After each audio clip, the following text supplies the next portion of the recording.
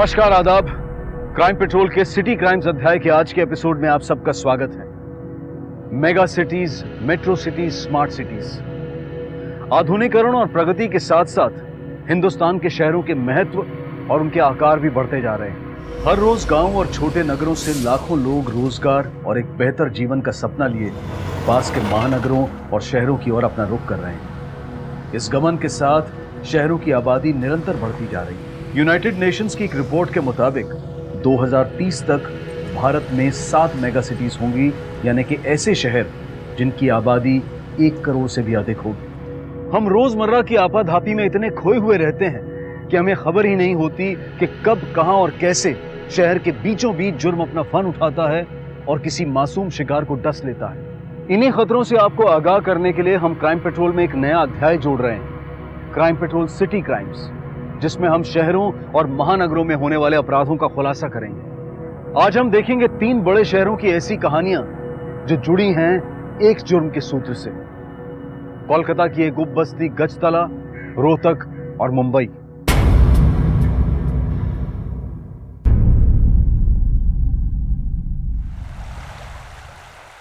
चांद के पालने में रात उड़कर सो गई वो,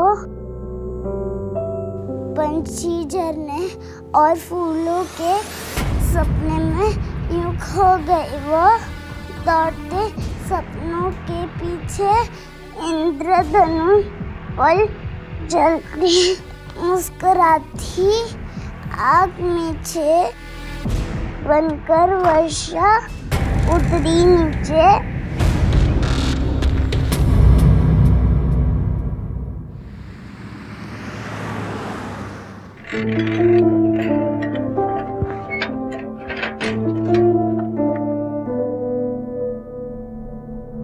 आज आने में देर हो गई आपकी?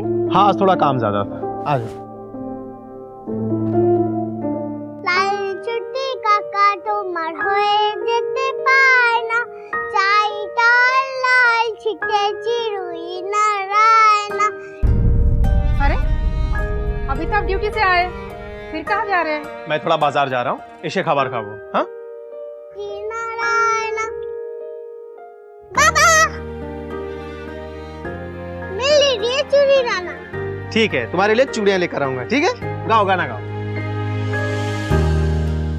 लाल छुट्टी। ये लो। वेरी गुड, हो गया। चल लास्ट। Very good girl. और चाहिए? नहीं, मुझे आई बाबा के पास जाना है। क्यों? क्यों आई बाबा से मिलना है? क्या कमी है तुम्हें यहाँ? खाने को नहीं मिलता है या पहनने को नहीं मिलता है? इतने सारे खिलौने लाकर दिए तुम्हें, तरी पण तुझं मन शांत नाही झालं का? सुहासिनी,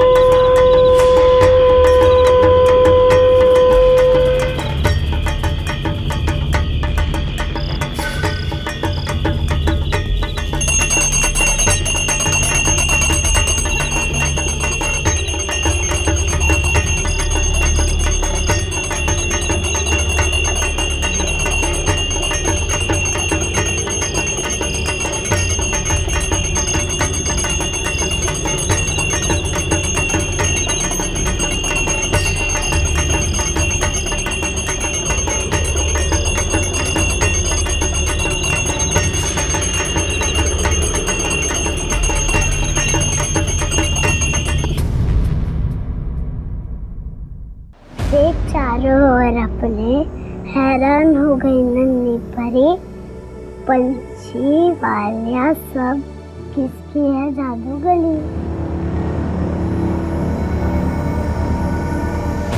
मुनिया, देखो तो तुमसे मिलने कौन आया है। आ जाओ, आ जाओ।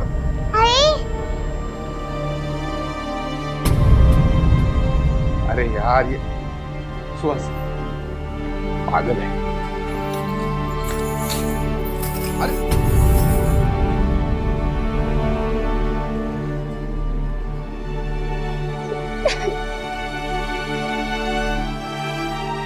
आप दोनों बातें करो, मैं मेरे 2 काम है निपटा कर। हाँ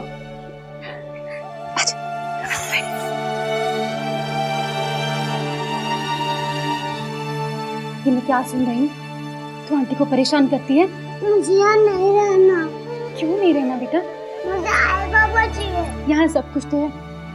अंकल आंटी तेरा कितना अच्छा ख्याल रखते हैं, कितने अच्छे खिलौने देते हैं, देख कितने अच्छे कपड़े दिए तुझे। क्या तकलीफ है तुझे यार बेटा? मुझे आई बाबा चाहिए। मेरे बच्चे, कुछ ही दिनों की बात है, घर पे सब ठीक हो जाएगा ना, तो मैं तुझे खुद यहाँ से ले जाऊँ। नहीं, मुझे अभी आना, आपके साथ में आना। चुप, एकदम चुप। एकदा सांगितलं जो डोक्यात घुसत आहे काय? एक, अब ये तेरा घर है, यही तेरी किस्मत है, समझी क्या? ज्यादा जबान चलाए तो जबान काट के रख दूंगा। और तू बहुत समझा इसे। चल चल निकल यहाँ से, चल निकल यहाँ से, उठते रहे यहाँ पे, मर देंगे इससे। चल।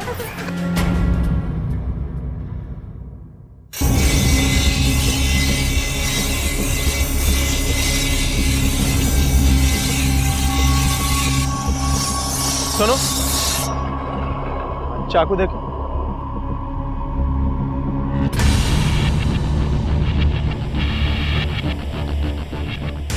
दाम कत? 150।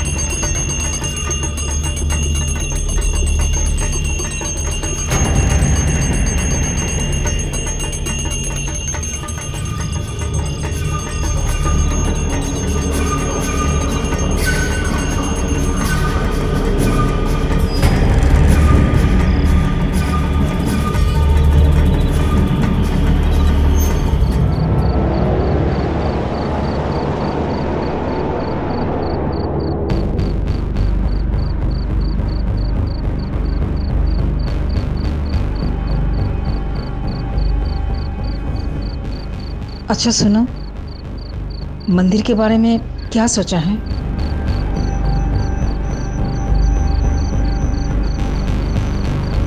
सोचा है, तुम्हें चिंता करो ना, मैं कोई ना कोई उपाय करूँगा।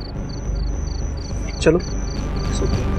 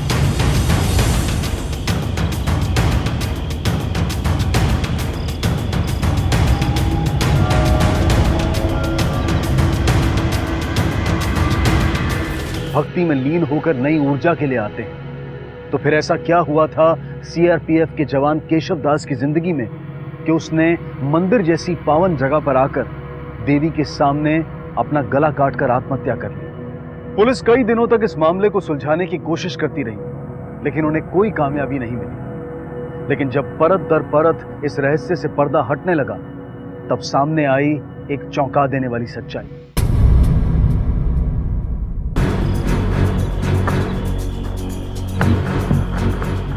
आप लोग जानते थे ना? हाँ हाँ, ये तो रोज ही तो बूंदी थी। ये कब हुआ?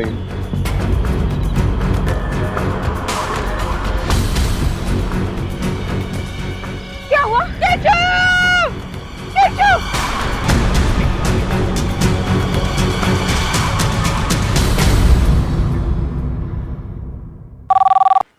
हेलो। एक 70 साल के बुजुर्ग की सरकटी लाश मिली है सर। क्या?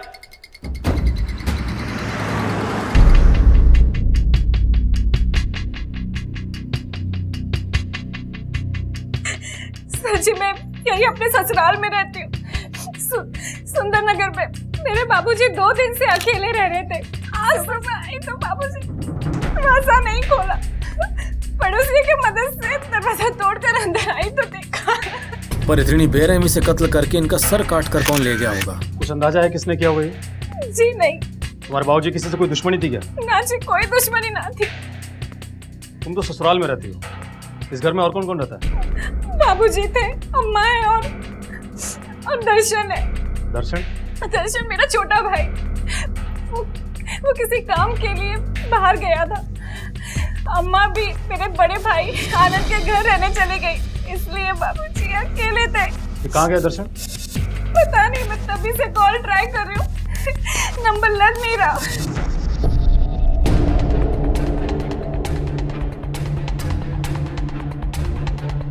प्रेम, एक फोटो इसका भी निकाल दो।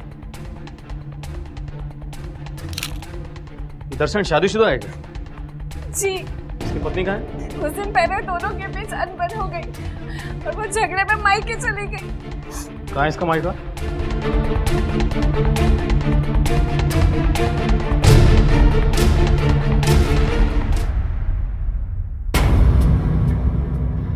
बहुत सह लिया था साहब, रोज उसकी खिटपिट सब घर का सोच के रह जाती थी, और उस दिन तो हद ही हो गई। अरे दाल इतनी पानी पानी क्यों है? ताकि सबकी कटोरी में ना थोड़ी थोड़ी आ सके। एक मुट्ठी दाल और खाने वाले 4। तो मेरे लिए निकाल देती, मट्ठे के साथ खा लेता मैं। मट्ठा? कौन देते मट्ठा? पड़ोसी आके देंगे। 2 दिन से कह रही हूँ रसोई में कुछ नहीं खाने के लिए, पर तेरे घर में तो जू रिंगती नहीं है। जब अभी नहीं आया है पैसा तो क्या करूं बोल? तो कब आएगा पैसा? कब इस घर में इतना से चूल्हा जलेगा? अरे जब औकात नहीं है तो क्यों 4 लोगों का पेट पाल रहा है? अम्मा बाबूजी को जेठ जी घर पे क्यों नहीं छोड़ के आ जाता है? उनके घर में तो कमरे भी है ना। चुप कर, खबरदार जो आगे कुछ बोला तो। वो मेरे अम्मा बाबूजी हैं, तू मत सिखा उनका ख्याल कैसे रखना है मुझे। हंस क्या रही है? हंस क्या रही है? कुछ नहीं। कुछ नहीं कैसे? हाँ, हंस क्या रही है बोल ना। ये एक्टिंग पर हंस रही हूँ। तुझे शरण कुमार बन के घूम रहा है ना, ये सिर्फ मुझे पता है। जेठ जी के आगे तेरा मुंह खुलता नहीं है, इसी बात का तो फायदा उठा रहे हैं। बहुत लंबी हो गई ना तेरी जबान, अगर एक शब्द और बोला ना काट डालूंगा, समझी? जानना। मेरे सास ससुर से कोई दुश्मनी ना थी। मैं मानती हूँ कि मैंने उस दिन गुस्से में कुछ ज्यादा ही बोल दिया। वो अपने माँ बाप से बहुत प्यार करते हैं, लेकिन ये बात भी सच है कि वो हम सबको नहीं पाल सकते थे। तो तुम्हें लगता है कि दर्शन अपने बाप की जान ले सकता है? नहीं साहब, मैंने कहा ना कि वो अपने माँ बाबूजी से बहुत प्यार करते थे। अभी 2 दिन पहले तो उन्होंने मुझे फोन किया था। क्या कहा उसने? माफी मांगने के लिए कहा। उन्होंने सब कुछ ठीक कर दिया, घर दुकान सब, और सारे झंझट भी खत्म कर दिए, और जल्दी वो मुझे अपने साथ लेकर जाएंगे। अच्छा, दर्शन कहाँ गया? कुछ बता कर गया था तुम्हें? नहीं साहब, कुछ नहीं बताया। और वो ठीक तो है ना? देखिए, परेशान मत होइए। दर्शन के बारे में जैसे कुछ पता लगे हम आपको बता देंगे।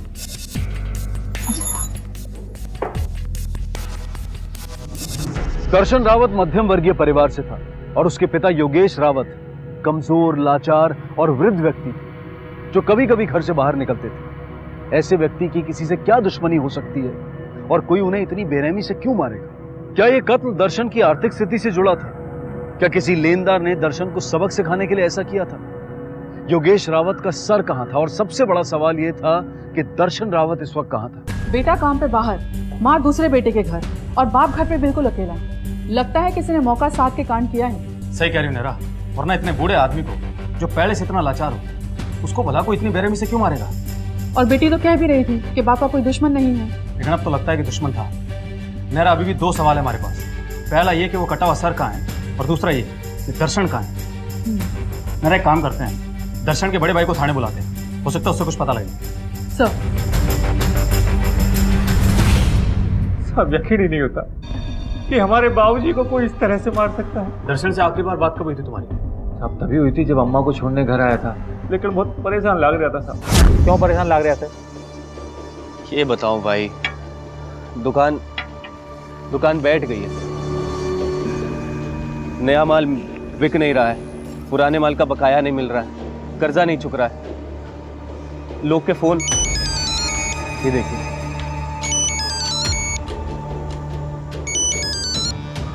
हेलो, हाँ जी बशीर भाई, हाँ जी, बस 1 हफ्ते का समय और दे दीजिए, बस 1 हफ्ते का। बशीर भाई देखिए, तमीज से बात करिए, ठीक है? अच्छा, मैंने आपको कह दिया कि 1 हफ्ते में पैसा मिल जाएगा, मतलब मिल जाएगा ना?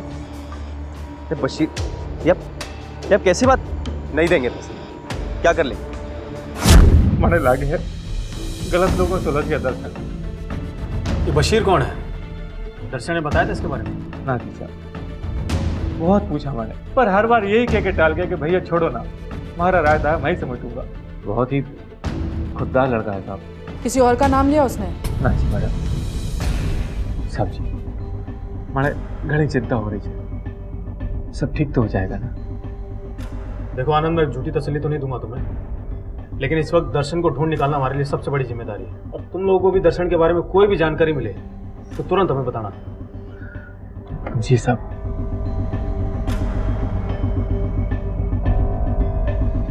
पुलिस के सामने सवालों का सिलसिला बढ़ता जा रहा था और उधर मुंबई में मुनिया को कुछ जवाब मिलने वाले थे जो किसी 6 साल की बच्ची के लिए नहीं बल्कि किसी भी इंसान के लिए स्वीकार करना बहुत मुश्किल था।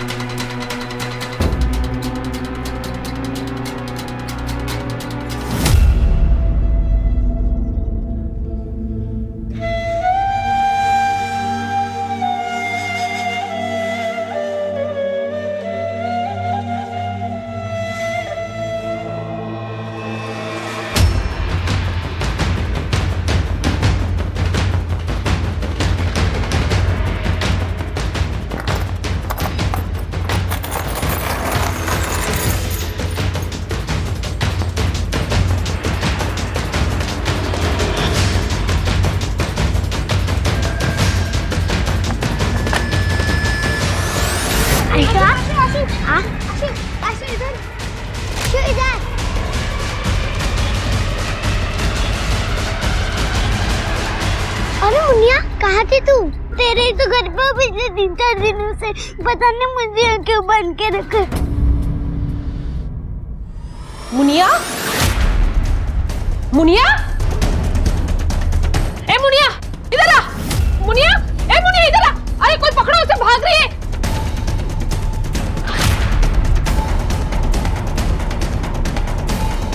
मुझे छोड़ दो, मुझे तुम्हारे साथ नहीं आना, मुझे छोड़ दो। चल अंदर। मैंने कहा था ऐसी हिम्मत आई ना मत करना, बोला था या नहीं बोला था? कौन थे ये लोग जिन्होंने मुनिया को कैद कर रखा था और उनका मकसद क्या था? और मुनिया के माँ बाप उसे उस कैद से निकालने के लिए तैयार क्यों नहीं थे? इन सारे सवालों से जुड़ा था मुनिया का भविष्य। उधर रोहतक में भी पुलिस योगेश रावत के कत्ल के बारे में कुछ ऐसे ही चौंका देने वाले खुलासे करने वाली थी।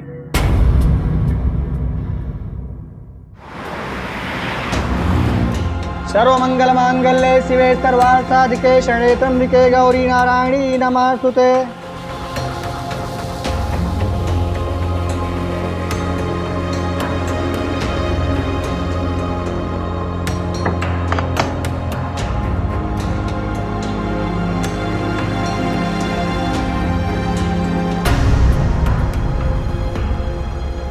ये क्या है?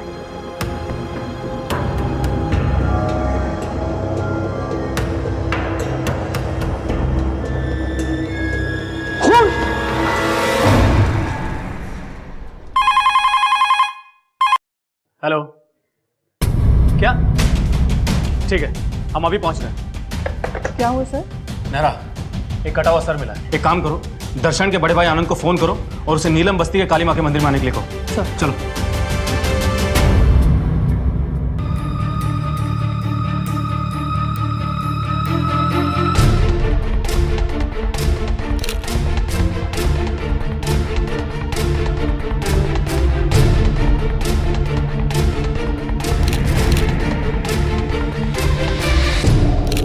पंडित जी, इन्हें पहचानते हैं आप?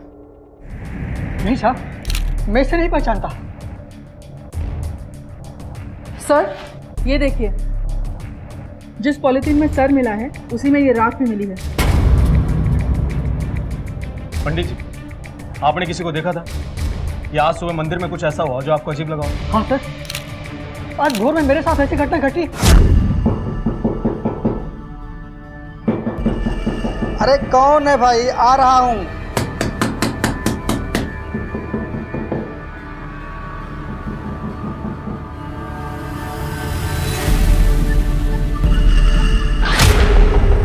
कौन हो तुम? दरवाजा खोलो। मंदिर के पट खोलने का समय अभी नहीं हुआ है, तुम जाओ यहाँ से। भक्तों के लिए माता का दर हमेशा खुला रहना चाहिए। दरवाजा खोलो। तुम दर्शन हो ना? दरवाजा खोलो। तुम दर्शन हो। और फिर सर 1 घंटे बाद जब मैं नहा रहा था, तुम अंदर कैसे आए?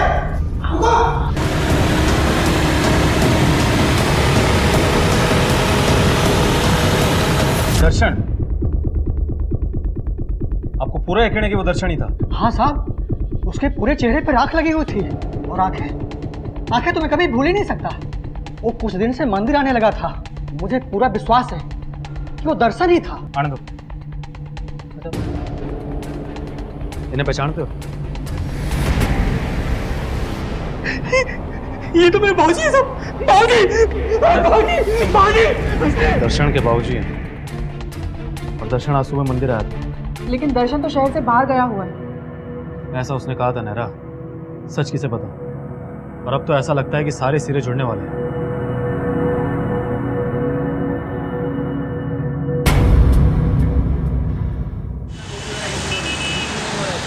बाप रे, एक बच्ची गुस्सा हो गई।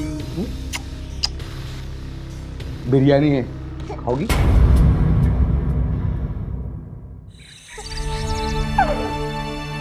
मुनिया, मुनिया, मेरी बच्ची, मेरी बच्ची, मत रो बेटा, अब यही तेरी किस्मत है। माँ मुझे नहीं मरना है।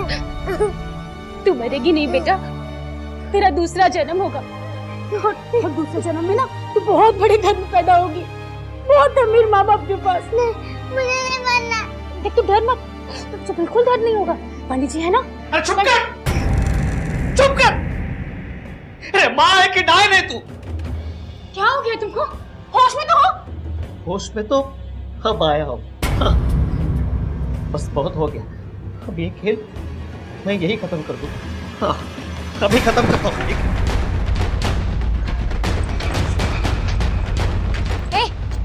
कुछ चाहते? ए, हट जा मेरे रास्ते से, बीच में मार। अब तेरे को बोल रहा हूँ मैं। अरे हम 2 वक्त की रोटी नहीं दे सकते अपनी बेटी को।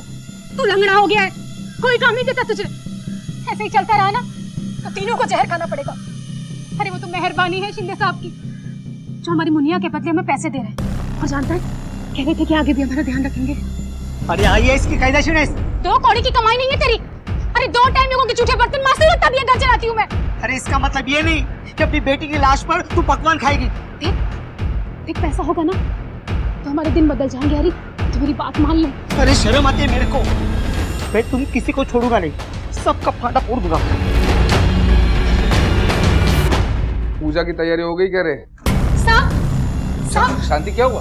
साहब वो मेरा आदमी हरी साहब, उसका दिमाग खराब हो गया। मुझे लगता है कि वो पुलिस के पास जा रहा है। क्या?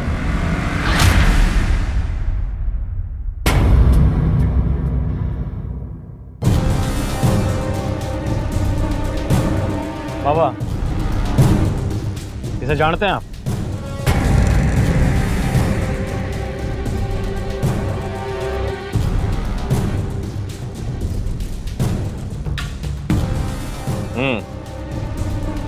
आया था 2 दिन पहले। क्या कहा तुमने उससे? हम कुछ नहीं कहते, हम किसी से कुछ नहीं कहते। जो भी कहती हैं मां कहती है।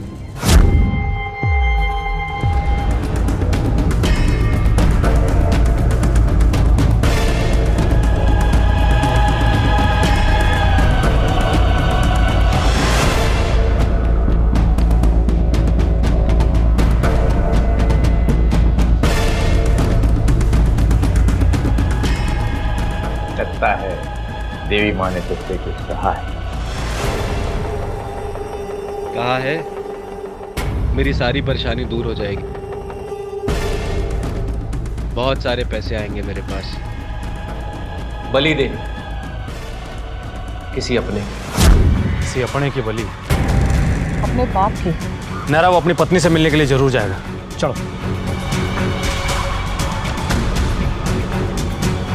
ये तो तय था कि परिस्थितियों ने दर्शन को ऐसे कगार पर लाकर खड़ा कर दिया था जहां वास्तविकता से उसका नाता छूट चुका था। बड़ी आसानी से अंधविश्वास ने दर्शन के मन में घर कर लिया था और उसे लगने लगा था कि अपने पिता की बलि देकर वो अपने परिवार की सारी खुशियां दोबारा हासिल कर सकता है। लेकिन वो कौन सा विश्वास होता है जो एक इंसान को पूरे होशो हवास में एक मासूम बच्ची की बलि चढ़ाने के लिए उकसाता है।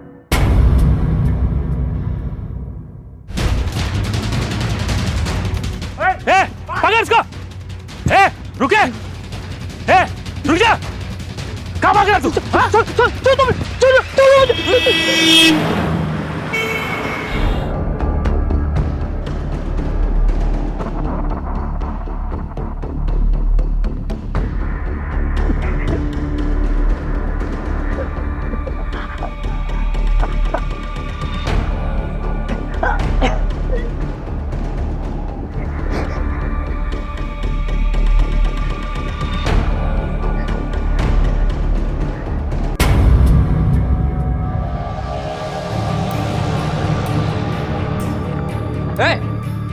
सब मेरी सब मदद। क्या झालं रे? सब मदद करो साहब। वो मेरी बच्ची मार देंगे सब उसको। सब मदद करो साहब। मुनिया की कहानी में पहली बार उम्मीद की किरण नजर आने लगी। कम से कम हरी का जमीर जागने से इस हैवानियत की खबर पुलिस तक पहुंची।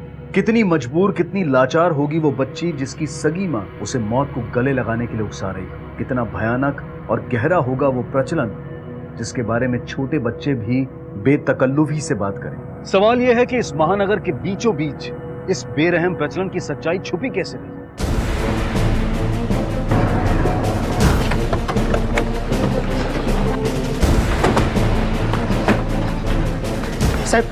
साहब इकडे। 6 नहीं 5 है, 5 है। No cheating Amol, no cheating. अरे साहब क्या हुआ? सब इसी कमरे में, सब इसी कमरे में मेरे मुनिया को छुपाया था साहब। सब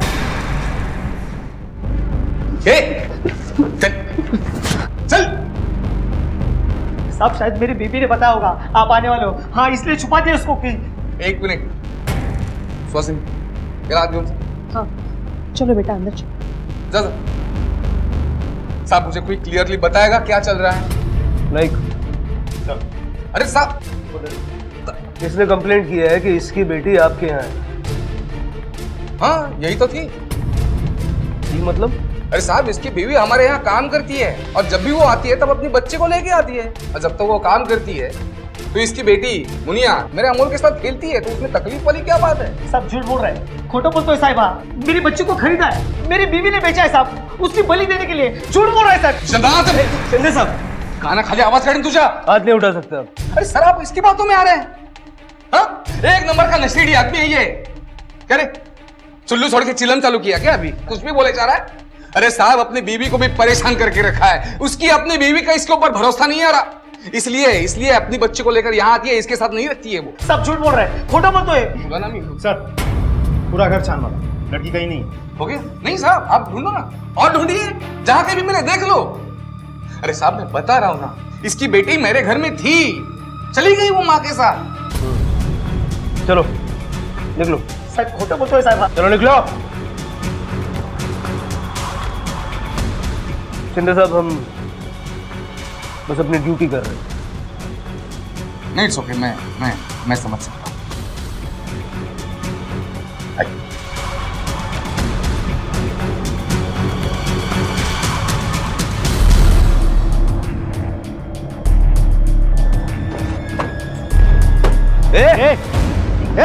क्या पागलपन है? उठ।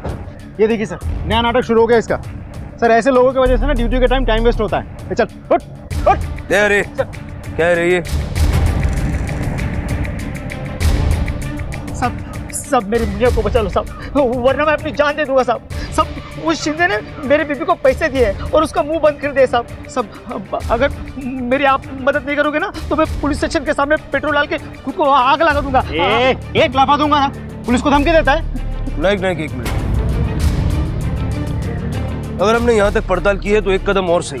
अगर शिंदे ने इसकी बीवी को पैसे दिए होंगे तो पैसे होंगे, और अगर पैसे होंगे तो हमें दिखेंगे। चल साहब।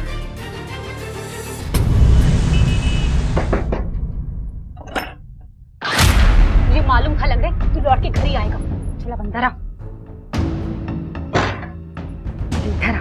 ये रोना धोना छोड़ और ये देख, 35,000 के ऊपर 15,000 इनाम भी दिया साहब ने, पूरे 50,000 रुपए। अरे ये सोच कि अब हम इस पैसे से क्या क्या कर सकते हैं। मैं तो बड़ी ही भाग्यवान हूँ जो मुनिया को मैंने अपनी कोख से पैदा किया। तो खुद क्यों नहीं मर जाती?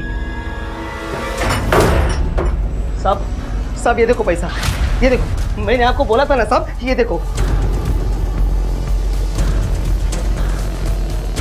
चलो अब सब कुछ सच सच बता। हम अक्सर अंधविश्वास को अशिक्षा और जहालत से जोड़ते हैं। ये कहते हैं कि शिक्षा की कमी अंधविश्वास की बैसाखी है। लेकिन ऐसे अंधविश्वास को क्या कहेंगे जहां लोग अशिक्षित नहीं बल्कि इंजीनियर हो, साइंटिस्ट हो।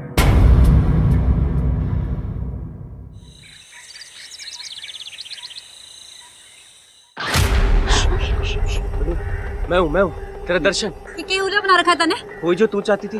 हा? बलिदान दे दिया मैंने, बलिदान दे दिया।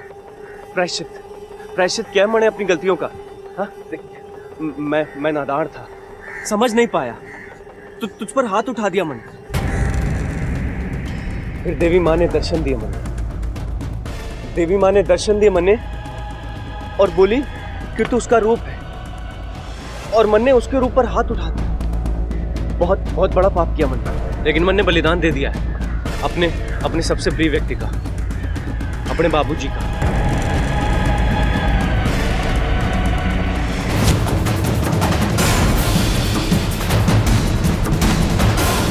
जय देवी माँ। अब कायदे से तन्ने मने माफ कर देना चाहिए ना। नहीं, तैयार मुझे कहीं कहाँ जा रही तू? मैंने कहीं नहीं जाना। ये तू क्या कह रही है? देख देवी माँ ने कहा था कि बलिदान दूंगा तो तू मान जाएगी। बचाओ, कोई है, बचाओ। चुप, माँ की बात नहीं मानेगी तू। देखता हूँ कैसे नहीं मानती माँ की बात। कोई है, बचाओ। देवी माँ की बात नहीं मानेगी। देवी माँ की चल, तेरी बलि मैं चढ़ाऊंगा। चल तुम मुझे छोड़ नहीं सकते। देवी माँ छोड़ेगी नहीं तुम्हें। विधि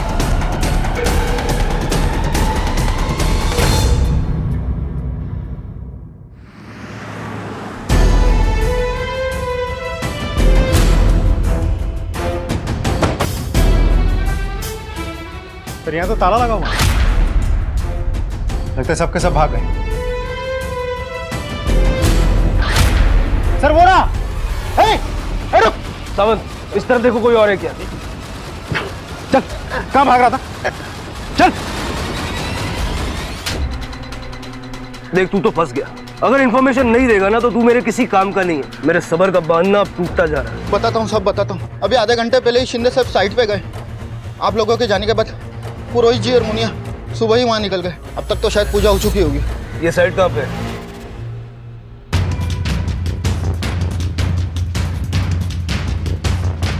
पंडित जी। जी साहब। बड़ी जल्दी में है। अरे साहब वेलकम वेलकम वेलकम। अच्छा हो आप आ गए। या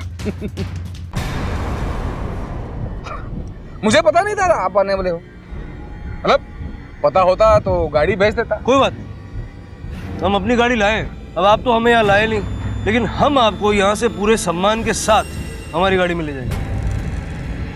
मुनिया यहीं कहीं होगी, जरा पूरा एरिया छान मारो। अरे साहब, आप भी अभी तक उस बेवड़े की बातों में उलझे हुए हो। हाँ, क्यों टाइम की खोटी कर रहे हो? चलो प्रसाद, मुंह बंद रख और चुपचाप खड़ा रहे। चलो पंडित जी, दिखाइए कहाँ पूजा की आपने। सर यहाँ तो कुछ भी नहीं मिला सर। लो, हो गई तसल्ली। मुझे पता नहीं चल रहा है आपकी मुझसे क्या दुश्मनी है। हाँ, उस बेवड़े के लफ्जों में आकर आप। ए सिन्ने, तू अपने आप को बहुत चालाक समझता है। हाँ? तेरी सारी सच्चाई हमारे सामने है। शांति ने हमें सब कुछ बता दिया है। मुनिया को अगर एक खरोच भी आई ना तो क्या कर लो? क्या कर लोगे? हाँ? उस 2 टके की औरत की बातों में आकर आप मुझ पर चढ़ रहे हो। देखिए साहब, शिंदे हूं मैं, शिंदे। हल्का मत समझना मुझको। हाँ भाई, भारी तो तू है, लेकिन भारी बेवकूफ। शिंदे साहब, कंस्ट्रक्शन मजबूत नींव पर टिकी होती है, मासूम बच्चों के लाशों पर नहीं। बात साहब, उधर कुछ मिला है। चल इधर आइए, ये देखिए सर, यहाँ पूजा की गई है। सावंत सर, खुद दो। रुक, भगवान की पूजा है, उधर चलेगा? इंस्पेक्टर साहब, भगवान की पूजा को हाथ भी लगाना तो खून खराबा कर दूंगा मैं इधर। ए सावंत, चल चल चल, बोलो।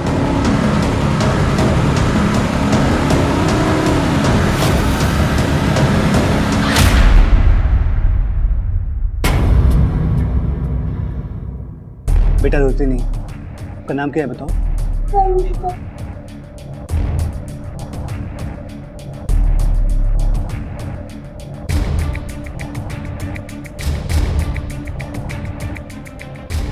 जी बताइए, आप अपना बयान देना चाहती थी। उन्होंने आत्महत्या नहीं किया। तो फिर? उन्होंने आत्मा बलिदान दिया है। क्या मतलब? उन्होंने मन्नत मांग कर रखी थी, 30 तारीख को एक बकरा बलिदान देना था, पर बकरे खरीदने के लिए उनके पास पैसे नहीं थे। अब बलिदान था बकरा, कर्जा लेकर तो नहीं खरीदा जा सकता ना, और माँ को भी भूखा नहीं रख सकते, इसलिए उन्होंने माँ को दिया हुआ वचन पूरा किया। इसलिए उन्होंने आत्म बलिदान दे दिया।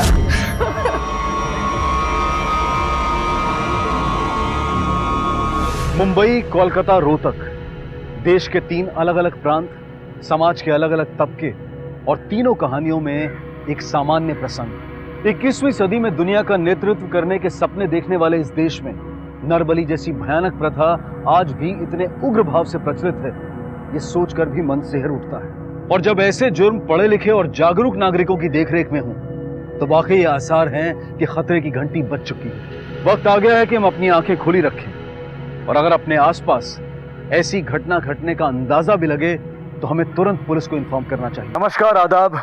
क्राइम पेट्रोल सिटी क्राइम्स अध्याय के आज के एपिसोड में आप सबका स्वागत है। महानगर जहां सुख सुविधाओं के साधन हैं, तो वहीं भाग दौड़ और एक दूसरे से आगे बढ़ने की होड़ के कारण भी है। इसी रस्साकशी में इंसान अपने पड़ोसियों से, दोस्तों से, यहाँ तक कि अपने रिश्तेदारों से भी दूर होते दिखाई दे रहा है। और हमारा आज का ये केस भी इसी तरफ एक इशारा है।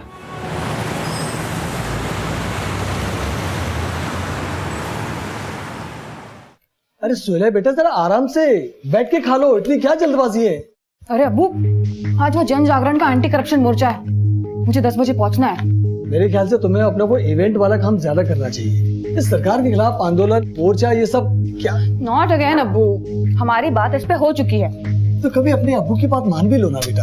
अब्बू, आप अपना ख्याल रखिए, मैं चलती हूँ। तुम भी अपना ख्याल रखो। खाला, खुदा हाफिज। खुदा हाफिज, ख्याल रखिएगा, संभाल के जाना।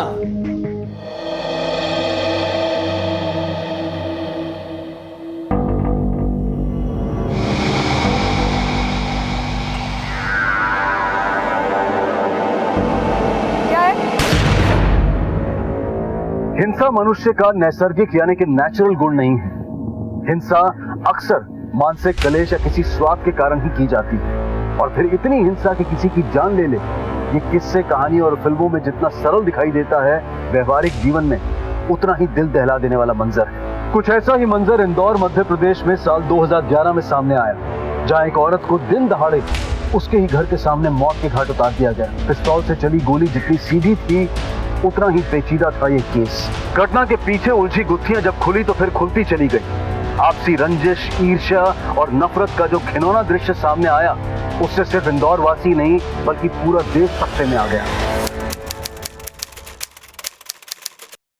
विदेशी कोयला कंपनी का बहिष्कार करो। बहिष्कार करो, बहिष्कार करो। हमारी जमीनें, हमारी जमीनें, हमारी जमीनें। विदेशी कोयला कंपनी का बहिष्कार करो। बहिष्कार करो, बहिष्कार करो।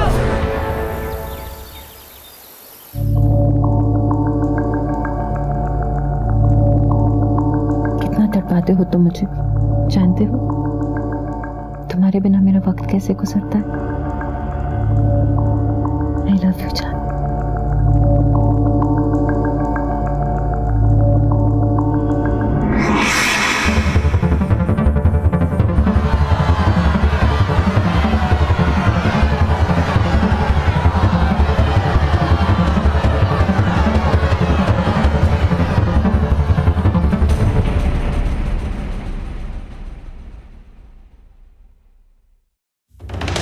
मशहूर आरटीआई एक्टिविस्ट सोहेला मकसूद ने अपनी जंग तेज कर दी है। हम इस वक्त खड़े हैं भंवरकुंआ के कोल माइंस के ठीक सामने। मामला है विदेशी कोयला कंपनी किस तरह से अवैध खनन कर रही है, और वहीं दूसरी तरफ सोहेला मकसूद ने अपने सवाल पूछे हैं सरकार से, और सरकार की होश फाख्ता हो चुके हैं। सोहेला, हमारे सूत्रों का ये कहना है कि सरकार के मंत्रियों का आप पे दबाव है। वो चाहते हैं कि आप आरटीआई फाइल ना करें। देखिए, सरकार ये परियोजना लोगों पर जबरदस्ती थोप रही है।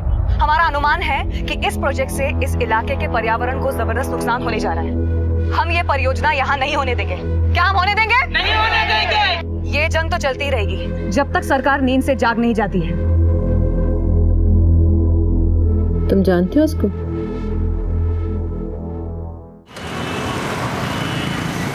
देखिए, सोहेला मकसूद का दावा बिल्कुल बेबुनियाद है और ये एक महज एक पब्लिसिटी स्टंट है। इनको जो करना है करने दीजिए। अस्सलाम वालेकुम अब्बू। वालेकुम अस्सलाम बेटा। सरकार को लगता है कि ये सब पब्लिसिटी स्टंट है। फिर भी सोहेला, तुम्हें संभल के काम करना होगा।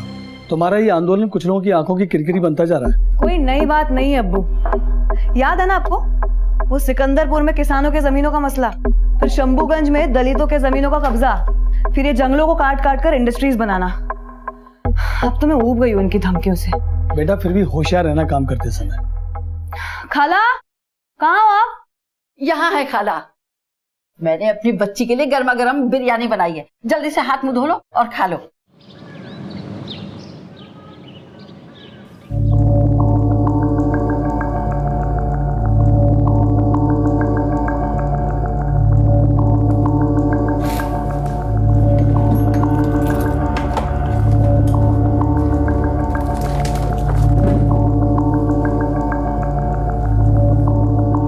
सत्रह जून 2008। बकाया तो खूब चुकाया आज। उनके साथ समय को तो जैसे पर लग जाते हैं। मन करता है हर पल उनकी बाहों में रहूं। बीबी हो? तमीज नहीं है? नॉक करके नहीं आ सकता था? सॉरी मैडम, मैंने भेजा था। वो अकीब आया है इकबाल को लेकर। चलो।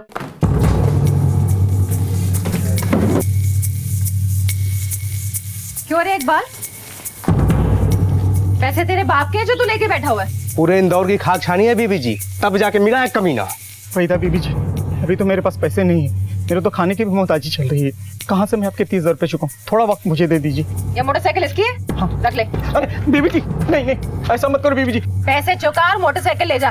चलो मुंह काला कर यहाँ। अरे नहीं नहीं बीबी जी, एक मौका दे दी। अल्लाह के वास्ते मुझ पे रहम कीजिए प्लीज, मेरी मेहरबानी कीजिए। धक्के मार के निकाल इसको यहाँ से। चल बीबी जी, चल बे। सारा मूड खराब कर दिया। जाके देखो पैर स्कूल से आई या नहीं। जी।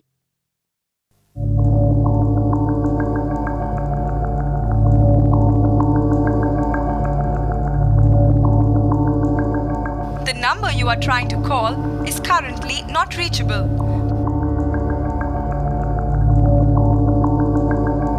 कॉफी पियोगे?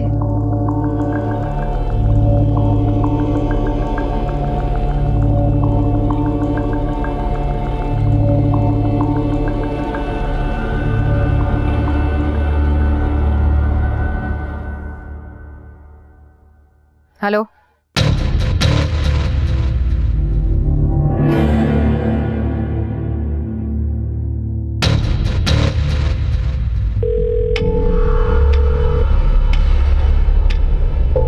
फोन क्यों नहीं उठा रहे?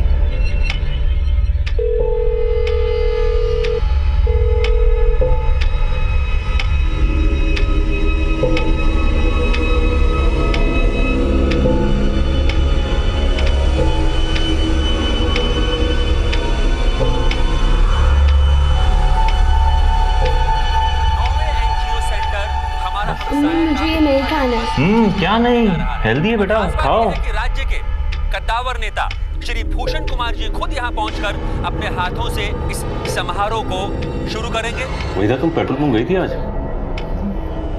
और हम आपको एक और खास जानकारी देना चाहते हैं कि राज्य के कद्दावर नेता श्री भूषण कुमार जी एनजीओ हमारा हमसाया सेंटर के ट्रस्टी भी हैं। सोहेला मकसूद इसकी मैनेजिंग डायरेक्टर है। कन्या साक्षरता के क्षेत्र में हमारा हमसाया का ये 10वां सेंटर है।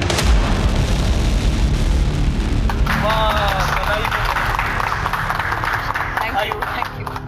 मिठाई पे तो पहला हक सोहेला का है। लो। बहुत ही बढ़िया काम कर रही है सोही। सोही तो यहाँ थे जनाब, और मुझे कह रहे थे मैं जानता नहीं। क्या हुआ वहीदा? वो गलती से हाथ से छूट गया चम्मच। कोई बात नहीं, रफीक साफ कर देगा। रफीक, आओ भाई, टेबल साफ कर दो।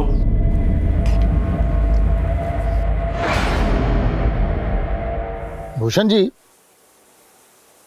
सुना है आपकी तो आरटीआई फाइल करने वाली सरकार के खिलाफ।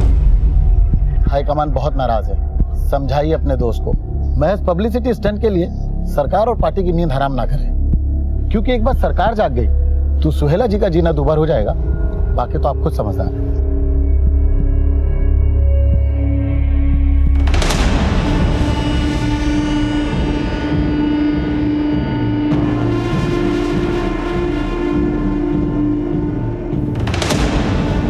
अरे मैडम रुकिए ना, अभी मैडम अंदर मीटिंग चल रही है। मैडम रुकिए थोड़ा, एक मिनट। मैडम रुकिए। अरे वहीदा, आओ आओ। सोहेला, ये कर लो काम तुम। ये आरटीआई वाला मुद्दा जो है ना, इस पे गौर करना। बाकी मैं देख लूंगा। Okay, I will see you around. मैं सोच के बताती हूँ। वैसे मैं पीछे हटने वाली नहीं हूँ। Excuse me.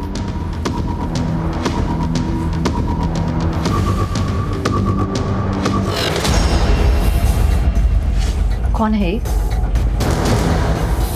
तुमने तो मुझे बताया नहीं कि वो मैंने बताया था तुमको, वो एक्टिविस्ट है। रिलैक्स यार। हाथ मत लगा। क्या चल रहा है तुम्हारा और उसका? और तुम तो इसको 2003 से जानते हो ना? किसने कहा तुमसे? मैंने देखा खुद, कल न्यूज में। तुमने मुझे बताया क्यों नहीं? तुम्हें फोन करते करते, एसएमएस करते करते मेरी उंगलियां थक गई। और तुम? वो एक्चुअली मैं रिबन काट रहे थे, लड्डू खिला रहे थे उसको। कौन है तुम्हारी गर्लफ्रेंड? क्या क्या कहते तुम उसे? सोही सोही सोही है ना? क्या रिश्ता है? तुम्हारी तो एक दीदी है ना, और फिर मैं तुम्हारी रखेल। फिर इससे क्या रिश्ता है? कौन है ये तुम्हारी? तुम खाओगा। मेरा पेशा ऐसा है। क्या पेशा है तुम्हारा? औरतबाजी करना। देखो भूषण, मेरे साथ ऐसा मत करो, मैं मर जाऊंगी तुम्हारे बिना। कम ऑन यार वहीदा, कैसे बच्चों जैसी बातें कर रही हो तुम? मुझ पर विश्वास रखो ना। सुनो, कल की कॉफी बाकी है ना, आज पूरी कर लेते हैं। नहीं, तुम मुझसे फिर नहीं मिलोगे। तुम्हारी कसम। अब मैं चलती हूँ।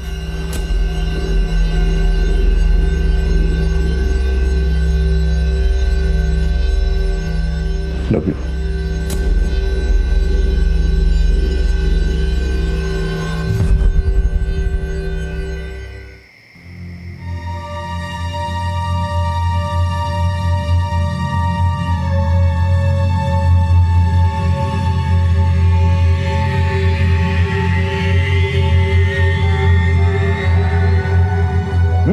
दो अरे आपने तो अंडा करी ट्राई नहीं किया खाना के हाथ का। लीजिए। वही पिछले 5 सालों में सब कुछ ट्राई कर चुका हूँ मैं, अंडा करी, पुलाव, कुरमा, बिरयानी, सब कुछ। And I think she is the best. ये जो आरटीआई का जो मसला है, आपका क्या मशवरा है इस सिलसिले में? आरटीआई थोड़ा प्रॉब्लमेटिक है, सो मैं तो कहूंगा कि थोड़े दिन रुक जाओ। क्या है कि अभी के गवर्नमेंट के लिए बहुत बड़ा प्रोजेक्ट है और मैं भी तो गवर्नमेंट का हिस्सा हूँ, तो यू नो मेरे लिए तो सांप छछूंदर वाली सिचुएशन हो जाएगी। तो आप क्या है, सांप या छछूंदर?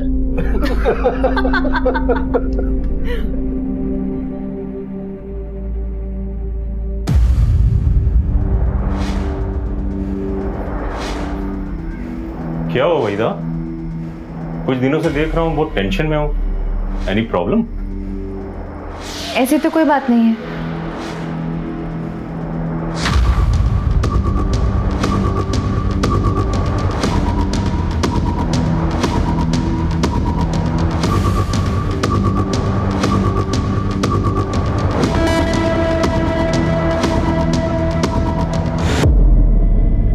कहाँ हो? ऑफिस में।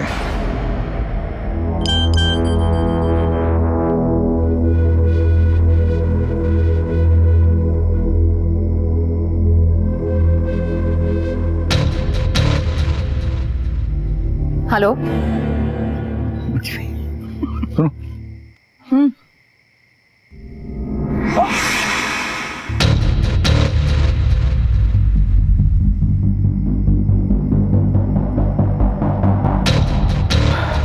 चलो चलता हूँ। ठीक है। तो सुनो यार, वो आरटीआई को कुछ करो ना, पार्टी मेरे पीछे पड़ी है। कुछ दिन रुक जाओ ना तुम, नहीं तो कांड हो जाएगा। कांड हो जाएगा ना तो हो जाने दो। तुम भी ना बाद नहीं होगे। जाओ, लेट हो रहा है। बाय। घर जा रहा हूँ ऑफिस से, कल मिलेंगे।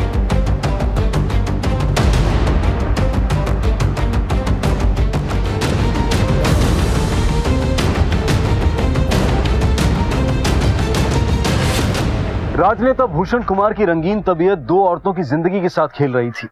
वहीदा को सोहेला का यूं भूषण से मिलना जच नहीं रहा था। हालांकि सोहेला और भूषण की दोस्ती खासी पुरानी थी, लेकिन नया प्यार पुराने की शक्ल से तो क्या, सोच से भी परहेज करता है। और इन सब के दरमियान एक सामाजिक राजनीतिक मामला भी उबाल खा रहा था। सोहेला भूषण की दोस्त थी, लेकिन जगतपुरी कॉपर माइंस और ऐसे ही कई मामलों में वो सरकार के खिलाफ थी। वो सरकार जिसमें भूषण मंत्री थे। जिंदगी जितनी सरल और नीतिगत हो, उसे चलाना उतना ही आसान होता है। उलझनों से भरी हुई जिंदगी एक टाइम बॉम्ब की तरह फटने के इंतजार में होती है।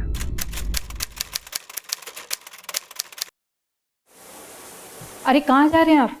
1 घंटे बाद तुम पूजा में चल रहे हैं ना? पूजा में? अरे नहीं, वो पार्टी ऑफिस में एक अर्जेंट मीटिंग है, फॉरेन डेलीगेट्स आने वाले।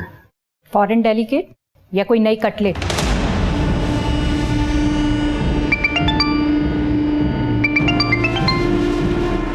उस सोशल एक्टिविस्ट से तुम्हारा मन भर गया है या कोई नई मिल गई है, जिससे रात रात भर तुम फोन पर मैसेज से बातें करते हो?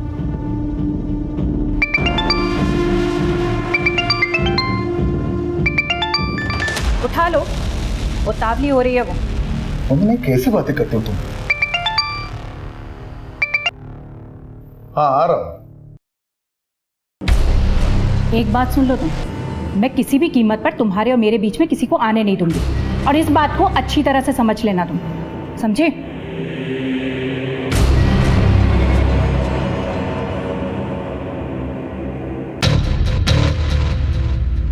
देखिए मिश्रा जी, आरटीआई के कागजात तैयार हो गए हैं। मैं 1-2 लॉयर्स को भी कंसल्ट कर रही हूँ और मंडे तक फाइल रेडी हो जाएगी। फिर वो सरकार जाने और ये फिरंगी कंपनी।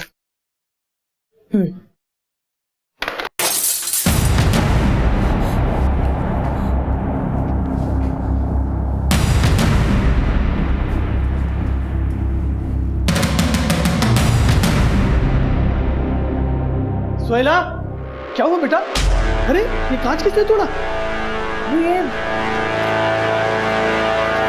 क्या लिखा है इसमें? जंगल के गीदड़ों को बचाने के चक्कर में शेर के मुंह में हाथ डाल रही हो। अभी भी वक्त है, संभल जाओ।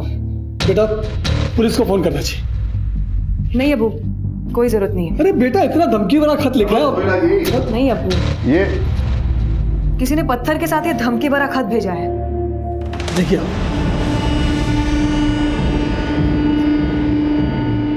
पुलिस को इन्फॉर्म किया? नहीं, पुलिस की कोई जरूरत नहीं। मैं भी यही कह रहा हूँ, लेकिन ये मानते नहीं। भूषण जी आप ही समझाइए, मेरी तो एक नहीं सुनती है। वैसे आप यहाँ कैसे? अरे हाँ, वो मैं बताना भूल गया था। हम दिल्ली जा रहे 3 दिन के लिए। वो पर्यावरण और संस्कृति का सालाना कॉन्फ्रेंस है। रूम बुक कर लिया मैंने। रूम 1 या 2?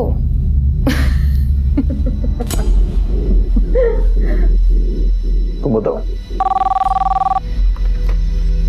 हेलो हेलो, देखो कुछ बोलना नहीं है तो मत बोलो, पर मैं किसी से डरने वाली नहीं हूं। है कौन? पता नहीं कौन है।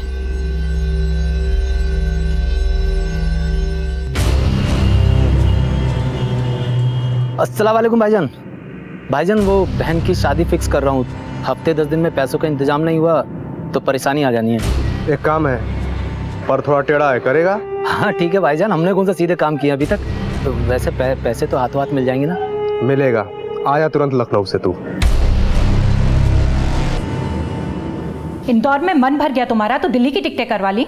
हाँ कॉन्फ्रेंस है वहां पर। किसे बेवकूफ बना रहे हो? इस फ्लाइट की टिकट पर साफ साफ नाम लिखा हुआ है उसका, सोहिला मकसूद का। उसके साथ जा रहे हो ना तुम? हाँ तो कॉन्फ्रेंस है, काम से जा रहा हूं। वंदना तुम्हें तो हर बात में शक होने लगा है। शक? मैं अच्छी तरह से जानती हूँ कि शक का इलाज मुझे कैसे करना है।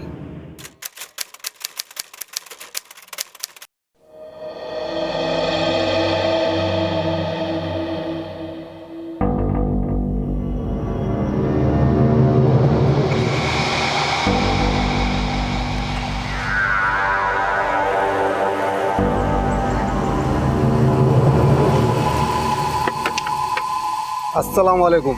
वालेकुम अस्सलाम भाईजान। तो तैयार हो? जी भाईजान तैयार हूँ। शाबाश। लेकिन भाईजान ये है कौन जी का हमें काम तमाम करना?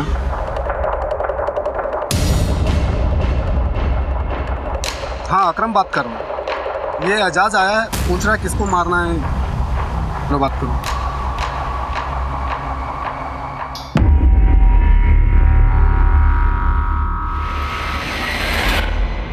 हटो। क्या हुआ?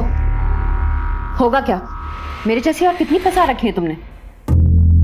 फंसा रखी? वैसे क्या बात कर रही हो तुम? एक भी नहीं। अच्छा, और वो सोहिला मकसूद उसी के साथ थे ना कल?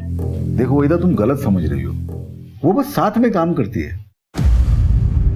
एक बार मेरी आंखों में देखकर बोलो, कुछ नहीं है वो तुम्हारी। वैदा एक समय था कुछ, पर अब नहीं है। एक बात समझ लो, तुम सिर्फ मेरे हो और मैं तुम्हें किसी के साथ बांट नहीं सकती। तुम्हारी बीवी है, बच्चा है, सब बर्दाश्त है मुझको, उसके आगे कोई नहीं।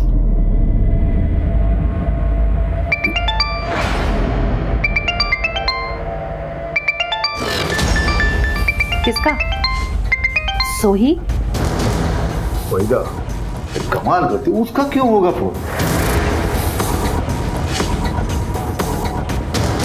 तुम पे भरोसा नहीं है मुझे।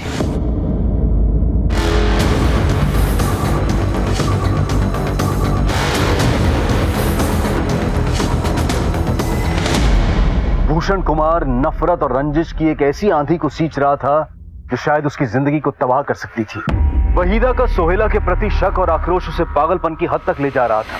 अब वो कदम कदम पर सोहेला और भूषण पर नजर रखने लगी थी, और वहीं दूसरी तरफ अपने पति की आदतों से वाकिफ भूषण की पत्नी वंदना अपनी बर्दाश्त की हद पर खड़ी थी।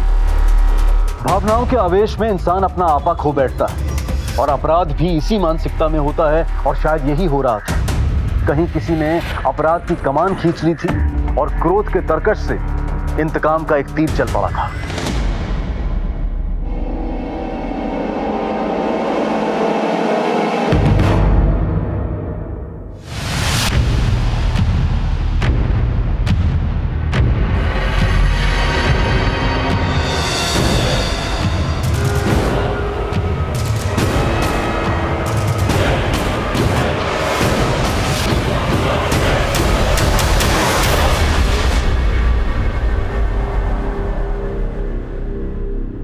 भैया तेरा दिमाग खराब हो गया?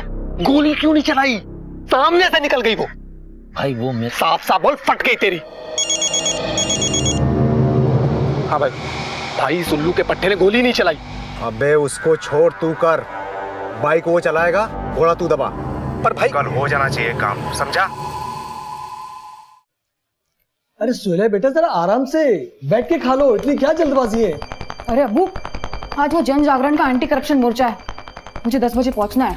मेरे ख्याल से तुम्हें अपने को इवेंट वाला काम ज्यादा करना चाहिए। इस सरकार के खिलाफ आंदोलन, मोर्चा, ये सब क्या? नॉट अगेन अब्बू, हमारी बात इस पे हो चुकी है।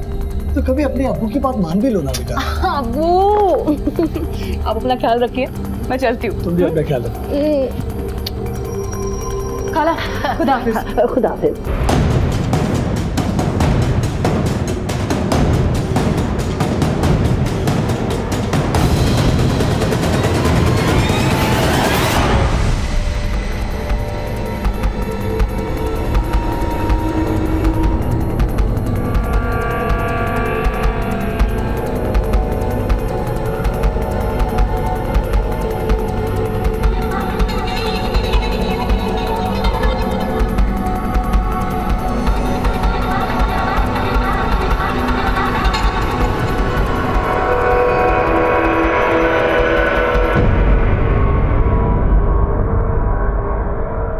क्या है?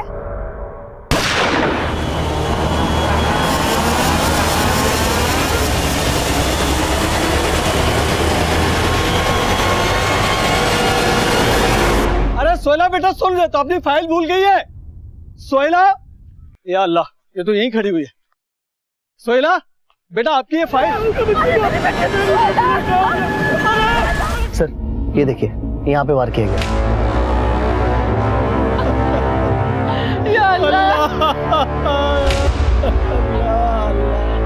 मेरी बच्ची, ये क्या हो गया? देखिए अभी बाहर जो घटना हुई है उसी के बारे में पूछताछ करनी।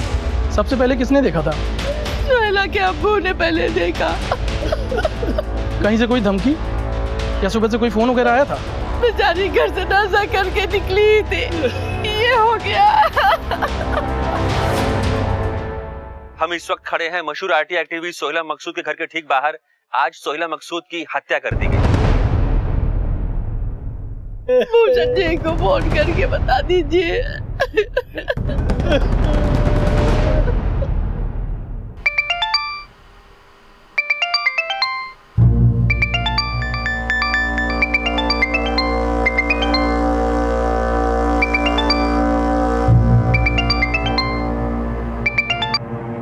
हेलो भूषण जी। मंत्री जी अभी पूजा में। अरे मेरी सोहेला को किसी ने मार दिया। मैं इतना कर दूंगा, वो कॉल कर लेंगे आपको। एक गाड़ी खड़ी है सोहेला की।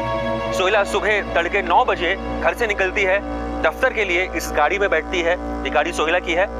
ड्राइविंग सीट पर सोहेला बैठी, गाड़ी की चाबी लगाई और चंद मिनटों में बाइक सवार युवक आते हैं और सोहेला को पॉइंट ब्लैंक रेंज से मारकर फरार हो जाते हैं।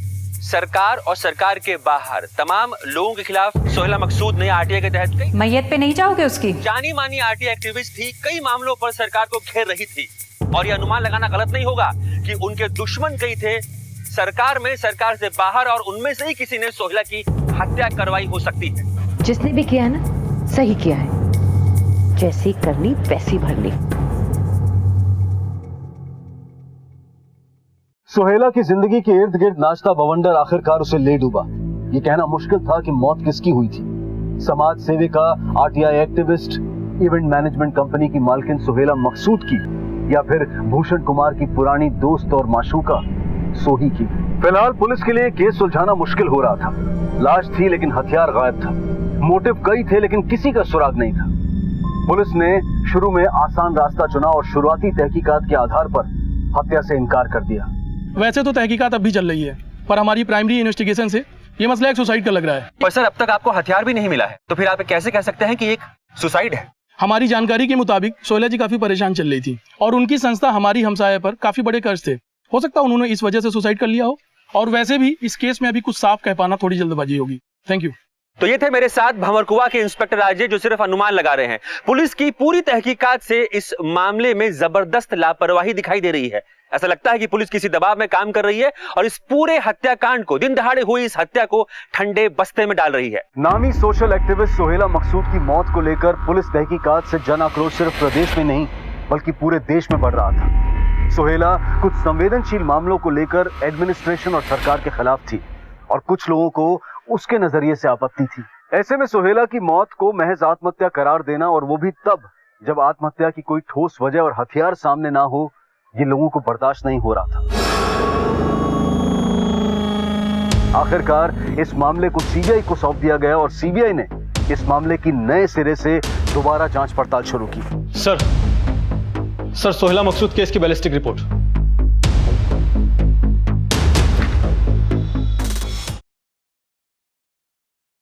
गोली 315 के देसी कट्टे से मारी गई, मतलब हत्या का मोटिव साफ था।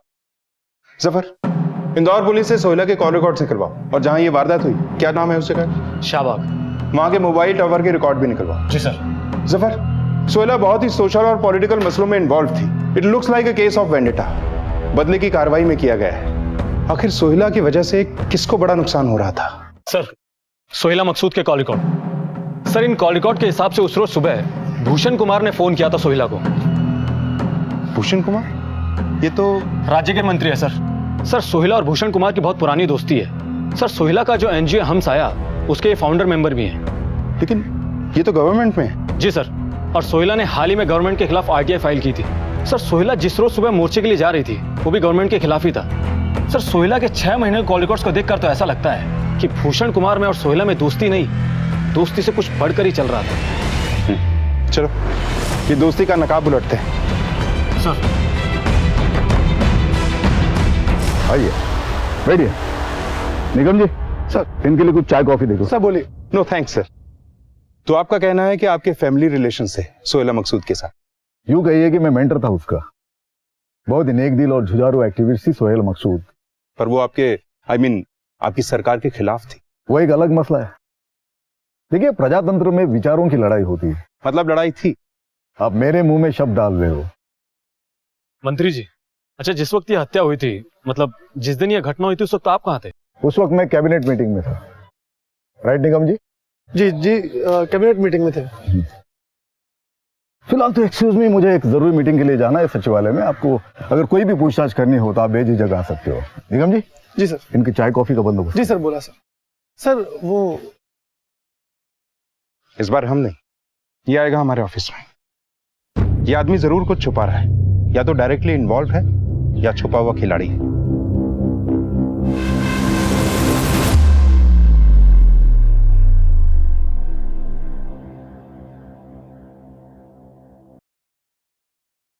क्या हुआ?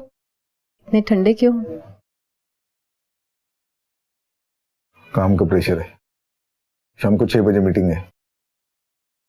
चले जाना। 6 बजने में अभी 6 घंटे बाकी हैं। और अब तुम्हें वहां पे तो नहीं जाना अपनी सोही के पास? Wait up please. Oh sorry. मैंने तुम्हारी दुखती रग पे। अच्छा, कुछ पता चला उसके कातिल का? ऐसे जिसने भी मारा उसको, उसकी नफरत मुझसे कहीं ज्यादा रही होगी।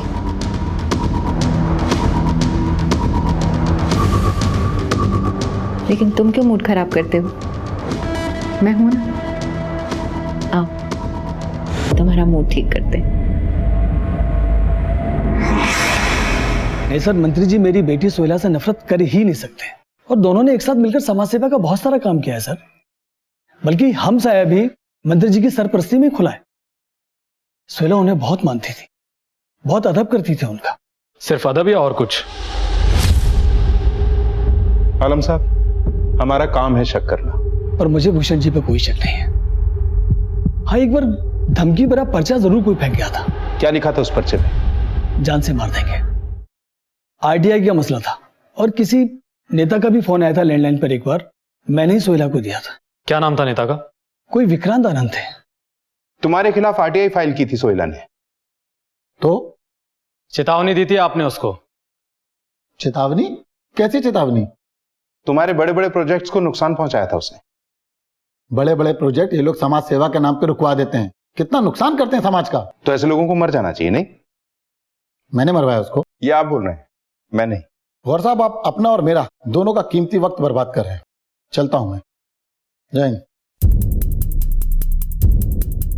जफर, ये आदमी तो टिपिकल नेताओं की तरह बातें बनाकर चला गया। हाँ सर। जफर, इस केस में देसी कट्टा यूज हुआ है, हालांकि बरामद नहीं हुआ। इस एरिया में जितने भी लोग अवैध हथियार बेचने या खरीदने का धंधा करते हैं, सबको घेरो। कोई लोकल आदमी ही हथियार लेके आया होगा। जी सर। हैरान परेशान सीबीआई ने इस केस के बारे में कोई भी ठोस जानकारी देने वाले को 10 लाख रुपए का इनाम देने की घोषणा कर दी। इधर जन आक्रोश बढ़ रहा था और उधर सरकार भी आए दिन मीडिया और विधानसभा में सवालों से घिर रही थी कि अचानक इंदौर पुलिस के हाथ वो किलर अकीब है ना, वो एक देसी कट्टा और 4 कारतूस ले गया मेरे से साहब। सर, ये वही आकिब है जो तड़ीपार है। Yes, I know that man. पुराना हिस्ट्री चीटर। तू कब मिला उससे? अकीब का फोन आया था मेरे को, बोला एक देसी चाहिए साहब। 25,000 में सौदा तय हुआ था, वो आके ले गया साहब। इसके कॉल रिकॉर्ड से निकलवाओ। सर।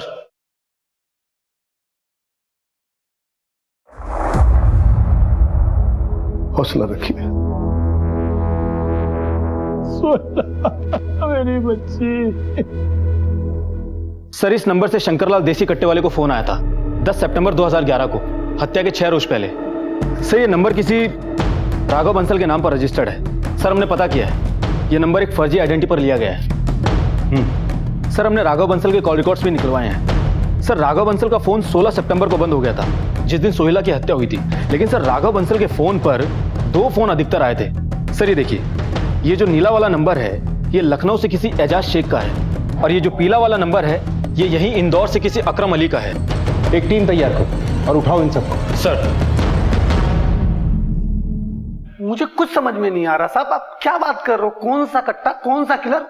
मैंने कुछ नहीं किया, मेरा यकीन करो सर। साहब, क्या मार मार के मुझसे झूठ बुलवाएंगे क्या? मैं एक छोटा मोटा मैकेनिक हूँ साहब, मुझे कुछ नहीं मालूम साहब। आप चाहे जितना मार लो, मेरे मुंह से सच ही निकलेगा साहब। जफर, थोड़ी मार और पड़ेगी ना तो सर समझ जाएगा। मैं सच बोल रहा हूँ साहब, मेरा यकीन करो। जफर, इसके बारे में उससे बात कर, वही बताएगा। Yes sir. कौन साहब? किसकी बात कर रहे हैं साहब? साहब, मुझे फोन आया था, बहन की शादी करनी थी, पैसे चाहिए थे। किसका फोन आया था? अकीब किलर करके अपना नाम बता रहा था, और ये अकरम उसी किलर का आदमी है। फिर उन्होंने मेरी एक मैडम से बात करवाई। अरे हाँ भाई, बस आप इतना जान लो, उस औरत को मार के नेक काम करोगे तुम। अरे शरीफ औरतों से धंधा कराती है वो औरत। और तूने उस पर गोली चला दी? नहीं साहब, मैंने गोली नहीं चलाई साहब, वो अकरम ने चलाई थी गोली। मेरी हिम्मत टूट गई थी साहब, मैंने गोली नहीं चलाई साहब। सोहेला को तूने मारा ये तुझे नहीं पता, तुझे मैं मारूंगा ये मुझे भी नहीं पता होगा। मुझे पता है साहब, मैं बताता हूँ। मुझे गोली चलाने के लिए आकिब नहीं बोला था, लेकिन सच में साहब वो औरत कौन थी मुझे नहीं मालूम, कसम से साहब मुझे नहीं पता। आकिब का नंबर दे। सर, ये नंबर तो बंद आ रहा है। नंबर तो सही दिया ना? हाँ साहब, मेरा यकीन करो, यही नंबर है मेरे पास। जफर, इस केस में 3 लोग सामने आ रहे हैं। अकरम ने गोली मारी थी, एजाज बाइक चला रहा था, और आकिब गायब है। तीनों के कॉल रिकॉर्ड निकलवाओ। किसी न किसी से बात जरूर हुई होगी, या किसी ने इन्हें कॉल जरूर किया होगा। सर, आपका आइडिया काम कर गया। हत्या के रोज यानी 16 सितंबर को सुबह 9 से 11:15 तक शाहबाग मोबाइल टावर के पास इन तीनों के फोन्स मौजूद थे, अकरम, एजाज और आकिब किलर का। सर, इन तीनों में लगातार बहुत बातें हो रही थी, और सर आकिब का फोन स्विच ऑफ होने से पहले उसके फोन पर आखिरी बार कॉल इस नंबर से आया था। किसका नंबर है ये? सर नंबर किसी जमाल कादिर का है। मैंने मोबाइल कंपनी से पता किया है, ये एसटी रोड पर जो मिर्जा पेट्रोल पंप है उस पर काम करता है। उठाओ इसको। सर मैंने फोन नहीं किया था साहब। तो फिर किसने किया था? वो मेरी मैडम ने मेरे फोन से फोन किया था साहब, मैंने नहीं किया था। कौन है ये लोग? सीबीआई सोहेला मकसूद हत्याकांड में कुछ पूछताछ करनी है आपसे। कौन सोहेला मकसूद? क्या कह रहे हैं आप लोग? अनजान मत बनी, हम वही कह रहे हैं जो आपने जमाल कादिर के फोन से उन किराए के कातिलों को कहा। झूठ बोल रहा है वो। मैं भला किसी को उसके फोन से फोन क्यों करूंगी? मेरे पास हम जानते हैं आपके पास 2 नंबर और भी, उनकी भी जांच चल। पहले आप चलिए, ले चलो इन्हें। अरे लेकिन मैं कहीं नहीं जाऊंगी। तलाशी लो पूरे ऑफिस की।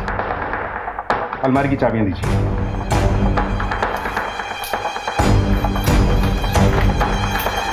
चलिए। मैं अपने वकील से बात करूंगी, आप मुझे ऐसे लेके नहीं जा सकते। मैडम आप भी जाइए बाहर।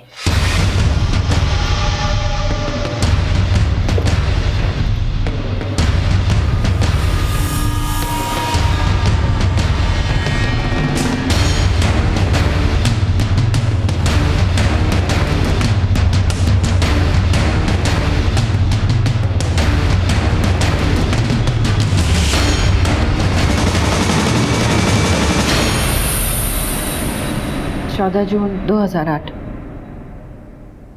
आज न जाने क्यों इतनी जल्दी में थे। एक बार ढंग से गले भी नहीं लगाया। वादा करके गए थे, अगली बार बकाया रहा। बकाया तो खूब चुकाया आज। उनके साथ समय को तो जैसे पर लग जाते हैं। मन करता है उनकी बाहों में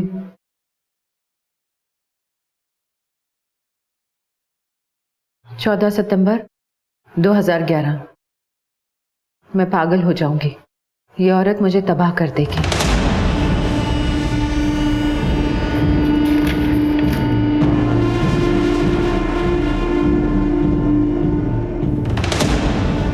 सोलह सितंबर 2011। मुबारक हो, काम हो गया। फोन आया था उसका। बस वहीदा मिर्जा किसका फोन आया था आपको 16 सितंबर 2011? उसी दिन सोहेला की हत्या भी हुई थी। किसका फोन आया था? आप नहीं बताएंगी इसका मतलब यह नहीं है कि हमें पता नहीं चलेगा। थोड़ा वक्त लगेगा। आपके आशिक को तलब करना होगा, उनकी थोड़ी बदनामी भी हो सकती।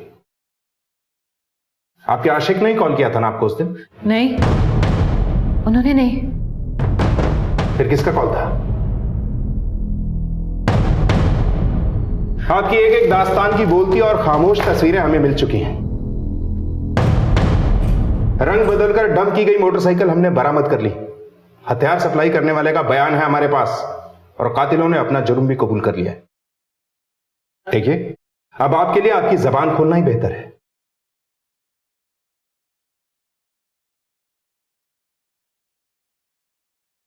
भूषण कुमार से मेरी मुलाकात साल 2008 में हुई थी, एक बिचौलिए नवीन गुप्ता के जरिए। शुरू में मैं महज उनसे कॉन्ट्रैक्ट हासिल करने के लिए मिलती थी, लेकिन बाद में ये मुलाकातें पहले दोस्ती और फिर प्यार में तब्दील हो गई। मुझसे पहले भी भूषण की जिंदगी में कई औरतें थी, सोहेला उनमें से एक थी। मैं नहीं चाहती थी मेरे और भूषण के बीच कोई भी आए। मना किया था, मत मिलो उससे। वो फिर भी मिलते थे। वहीदा जी, आपको कैसे मालूम कि वो लोग मिलते थे? लोग लगा रखे थे मैंने उनके पीछे।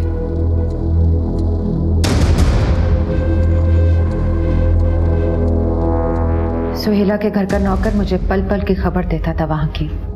1-2 बार फोन पे सुना और अपनी आंखों से भी देखा।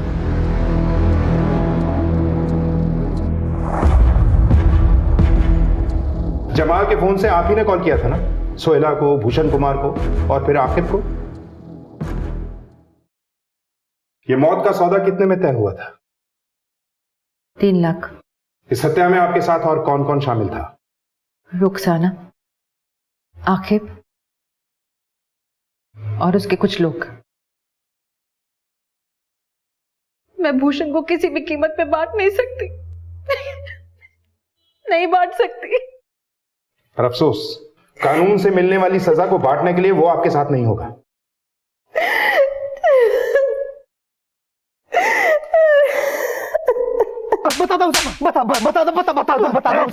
बहुत दौड़ा है तूने, अब तेरे बोलने की बारी है।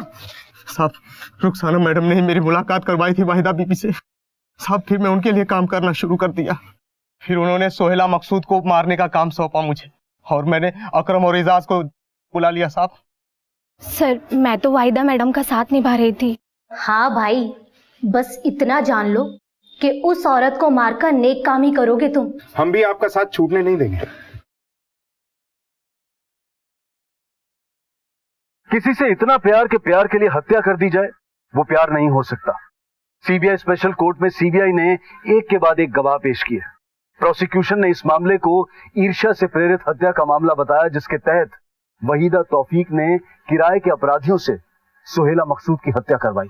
वहीदा और रुखसाना को आजीवन कारावास की सजा और अकरम और आकिब किलर को आजीवन कारावास के अलावा आर्म्स एक्ट के तहत 5 साल की सजा सुनाई गई, और एजाज को सरकारी गवाह बनने के एवज में माननीय कोर्ट द्वारा बरी कर दिया गया। प्यार पर अगर ईर्ष्या का पैबंद लग जाए तो प्यार प्यार नहीं जहर हो जाता है, और फिर अपने अपने वैवाहिक बंधनों में बंधे दो लोगों का गुप्त रूप से प्यार करना सामाजिक ही नहीं बल्कि नैतिक मूल्यों का भी उल्लंघन है। देखते हैं हमारे आज के एपिसोड की दूसरी कहानी।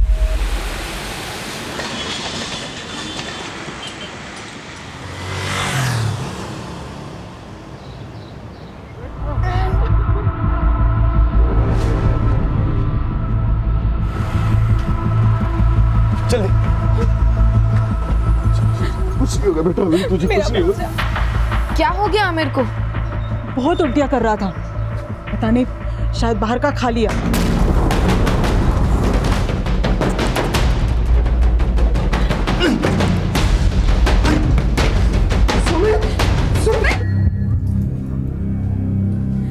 डॉक्टर, आमिर कैसा है? आप घबराइए मत, आपका बेटा अब खतरे से बाहर है। हालांकि उसकी जान भी जा सकती थी, लेकिन हमने उसे बचा लिया। ये एक पुलिस केस है तो मुझे कुछ। डॉक्टर, हम आमिर को घर लेकर जा सकते हैं? आप ले जा सकते हैं, मगर ये शबनम, तुम जाकर आमिर का ध्यान रखो, मैं रिक्शा लेकर आता हूँ। क्या सुमित और आमिर ने वाकई जहर खाया था? अगर हाँ, तो 10-12 साल की उम्र के बच्चों ने ऐसा कदम क्यों उठाया? क्या ये नासमझी भरा कोई डरावना खेल था, या उन मासूम जिंदगियों की कोई कड़वी सच्चाई जो जिंदगी को नहीं मौत को दस्तक देना चाहती थी?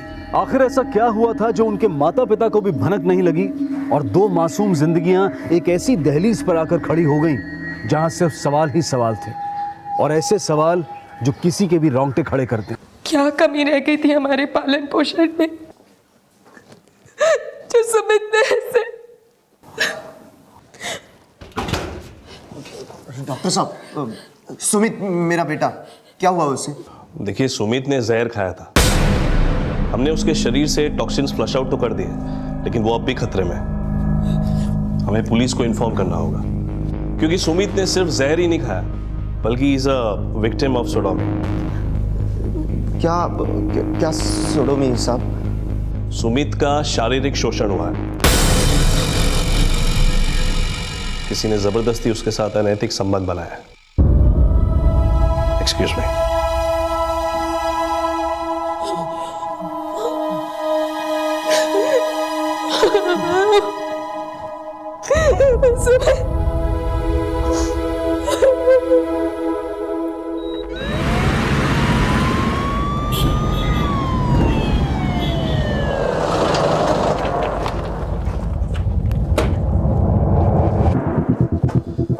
सर, जो सुमित नाम का बच्चा लाया गया था उसे सेप्सिस है। इन्फेक्शन पूरी बॉडी में फैल चुका है। शायद काफी लंबे समय से उसे असॉल्ट किया जा रहा था। Sexual assault? जी सर। लेकिन आपने तो बताया था कि उसने जहर खाया था। सर, जब उसे लाया गया था उसने जहर भी खाया हुआ था। अब बच्चे की हालत कैसी है? बयान देने की हालत में है? नहीं सर, हमने किसी तरह बच्चे की जान बचा ली। अब कुछ कह नहीं सकते, रिकवर होने में उसे कितना समय लगेगा।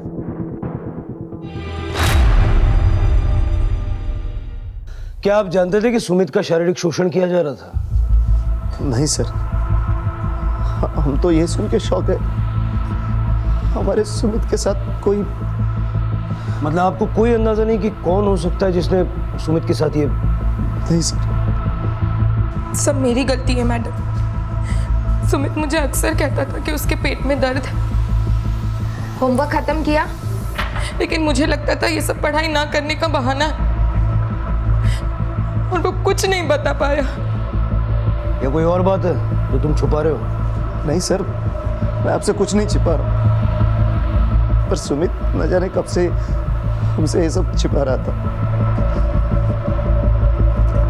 सर बस इतना कह रहा था कि उसने और आमिर ने जहर खाया था। आमिर? आमिर कौन? जी हमारे पड़ोस में ही रहता है वो। सुमित और आमिर एक ही स्कूल में पढ़ते हैं। सुमित को यहाँ लाने से पहले आमिर के अम्मी अब्बू भी आमिर को अस्पताल लेकर जा रहे थे। आमिर को कौन से हॉस्पिटल में लेके गए? मालूम नहीं मैडम। आमिर के माँ बाप का नंबर है आपके पास? जी उसके अब्बू शकील का नंबर है मेरे पास। दीजिए। 9870। सर इसकी बीबी से भी ज्यादा इंफॉर्मेशन नहीं मिली है। सर आमिर के फादर शकील का फोन स्विच ऑफ आ रहा है। विक्रम, आमिर के घर जाओ और पता करो आमिर की कंडीशन क्या है। जी साहब। आरती अभी तुम घर जाओ और पीयूष को संभालो। शांति मौसी का फोन आया था, बोल रही थी पीयूष बहुत रो रहा है। आरती हिम्मत रखो। कैसे हिम्मत रखो? पता नहीं कौन हैवान होगा जिसने इसके साथ। वो जो भी है सुमित के होश में आते ही उसका नाम पता चल जाएगा। हम छोड़ेंगे नहीं उसे। अभी तुम घर जाओ, पीयूष को तुम्हारी जरूरत है।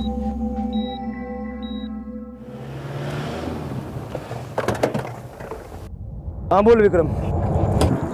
सर आमिर के घर पे ताला लगा हुआ है। इसका मतलब वो लोग भी हॉस्पिटल में ही होंगे। वैसे भी रात बहुत हो चुकी है, सुबह होते ही उनसे बात करेंगे। ठीक है सर।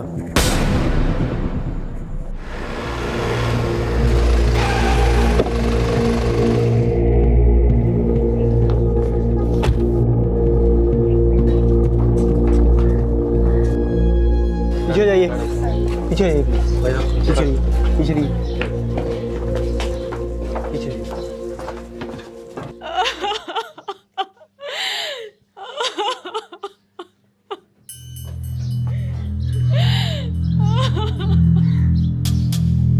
विक्रम देखो ये इतनी डरी हुई क्यों? जी सर।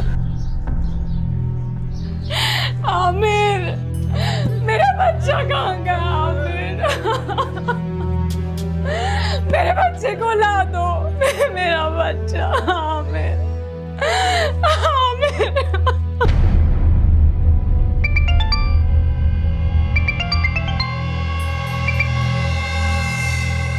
हाँ बोलो आरती। मुझे सुमित को लेकर बहुत घबराहट हो रही है। वो आमिर। हाँ आमिर कैसा है? तो ठीक है ना अभी वो? आमिर अब नहीं रहा। हमारा सुमित तो ठीक हो जाएगा ना? उसे तो कुछ नहीं होगा ना? शकील जी आपका बेटा आमिर अब अगर नहीं रहा, उसकी बॉडी कहाँ है? दफनाया साहब उसको।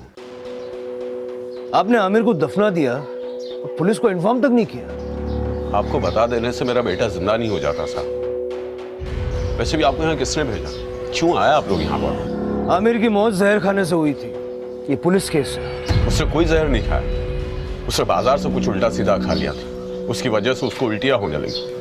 डॉक्टर को दिखाया तो डॉक्टर ने कहा कि उसके जिस्म में पानी की कमी हो गई थी।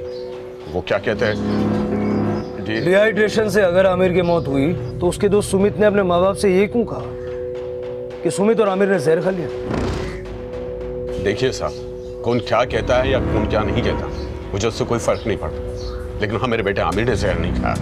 लेकिन सुमित ने जहर खाया था और उसका शारीरिक शोषण भी हो रहा था, और शायद आमिर के साथ भी ऐसा ही कुछ हो रहा था।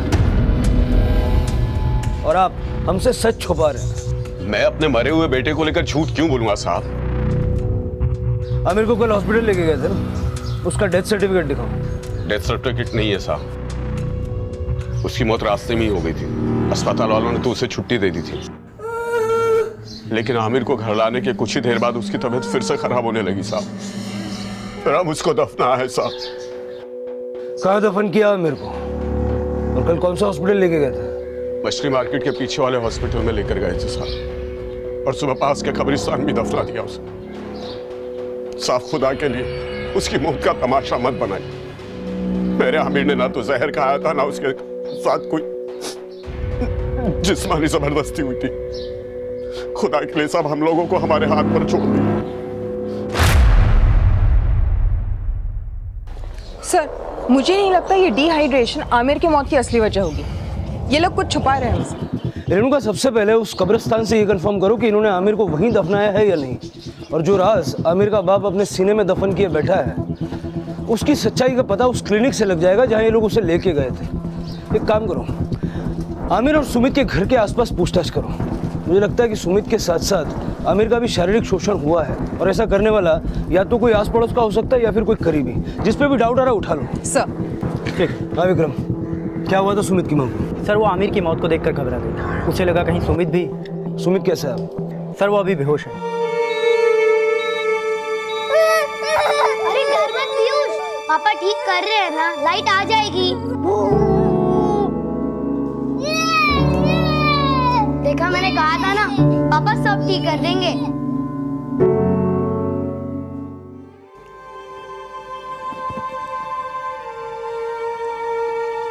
पापा सब ठीक कर देंगे बेटा, सब ठीक कर देंगे पापा। छोटे बच्चों में यह विश्वास सहज ही होता है कि अगर उन्हें कोई भी दुख परेशानी होगी तो उनके माता पिता उसे ठीक कर देंगे।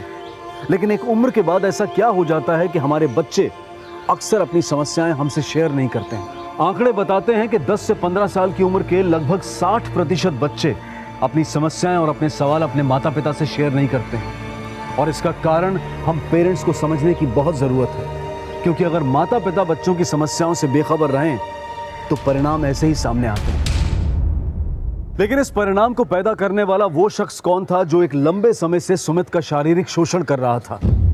इस सवाल का जवाब सुमित की खामोशी में कैद था। और यह सवाल भी खड़ा हो रहा था कि क्या सुमित का दोस्त आमिर भी इस तरह के शोषण का शिकार हो रहा था, और क्या उसने वाकई में सुमित के साथ जहर खाया था? इस केस ने पूरे इलाके में सनसनी पैदा कर दी थी, क्योंकि ये केस इतना संवेदनशील था कि पुलिस की एक चूक भी भारी पड़ सकती थी। इसलिए इस तनावपूर्ण स्थिति में पुलिस पूरी एहतियात बरत रही थी, जिसने इस केस की इन्वेस्टिगेशन को और भी मुश्किल कर दिया था।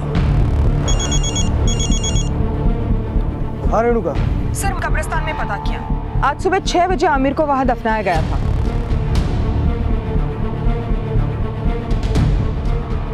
जी हाँ सर, आमिर नाम के बच्चे को यहीं लाया गया था, लेकिन उसे डिहाइड्रेशन नहीं हुआ था, उसने जहर खाया था और हमने उससे बचा लिया था। बचा लिया था? जी हाँ, लेकिन फिर आमिर के फादर उसे यहाँ से ले गए। हमने उन्हें आज बुलाया यहाँ पर। हमने सोचा जैसे वो यहाँ आएंगे हम आपको इन्फॉर्म कर देंगे। और हम आपके बिना इन्फॉर्म किए यहाँ पहुँच गए। पता है क्यों? क्यों सर? कल जिस बच्चे की जान आपने बचाई उसने कल रात को ही दम तोड़ दिया। क्या? जिस बच्चे ने जहर खाया था उसे आपने हमें बिना इन्फॉर्म किए रिलीज कर दिया। क्यों? सर मत झुकाइए। आमिर ने सिर्फ जहर खाया था, उसे फिजिकली मॉलेज भी किया था। मॉलेज? सर, मैंने ऐसा कुछ चेक नहीं किया। मैंने सिर्फ उसकी बॉडी से पॉइजन फ्लश आउट किया था। हम आपकी डिग्री फ्लश आउट कर देते हैं। विक्रम, जरा चेक करो कौन सी कॉलेज में पढ़ के ये डॉक्टर बने और ये क्लिनिक चलाने का परमिशन इनको कहां से मिला। जी सर। सर, मुझे लगता है आमिर के साथ भी सुमित की तरह फिजिकल असॉल्ट हुआ होगा। शायद इसलिए बदनामी के डर से आमिर के पेरेंट्स ने हमें बिना बताए उसे दफना दिया। डर से या किसी और वजह से? आमिर के बाप ने शान पट्टी तो की है, अब आमिर का पोस्टमार्टम करने के लिए हमें बहुत मशक्कत करनी पड़ेगी। मैं सुमित के माँ बाप से बात करता हूँ, तुम आमिर की माँ से बात करो। बाप कुछ बोल नहीं रहा है, हो सकता है माँ ही बोल दे। सर।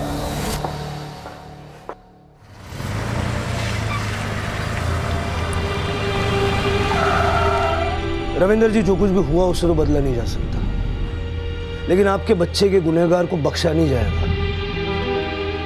आमिर का सच उसकी मौत के साथ दफन हो गया और सुमित इस वक्त बयान देने की हालत में नहीं है।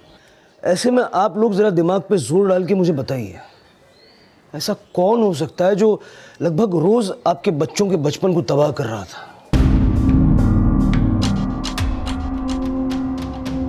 आप लोग वाकई में नहीं जानते या आप भी आमिर के माँ बाप की तरह सच बताने से डर रहे हैं? हम तो ये सोच सोच के डर रहे हैं कि हमारा बच्चा पहले जैसा कब होगा।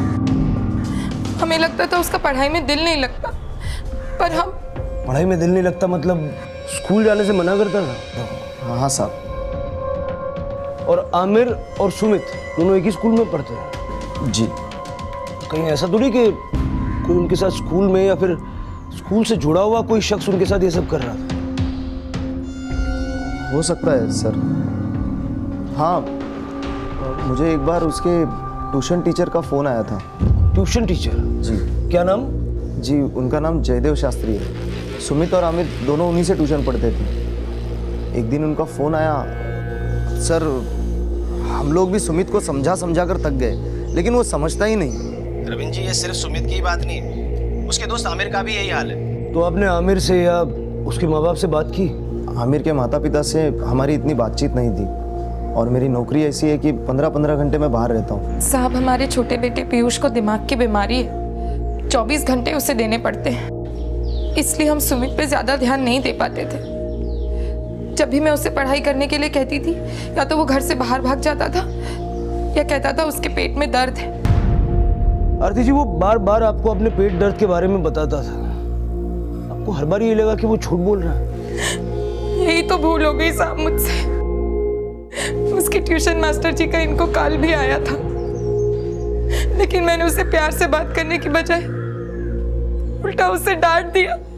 सुमित आमिर के सामने आने से डर रहा था या आमिर से डर रहा था? पता नहीं साहब, क्योंकि हमें तो लगा था दोनों पक्के दोस्त थे, इसीलिए शायद अपना झगड़ा खुद ही सुलझाना चाहते होंगे। सुमित जिस अत्याचार को भोग रहा था उसका सच उसने अपने माता पिता को कभी नहीं बताया, लेकिन क्या आमिर ने मरने से पहले अपने माता पिता को सब कुछ बता दिया था?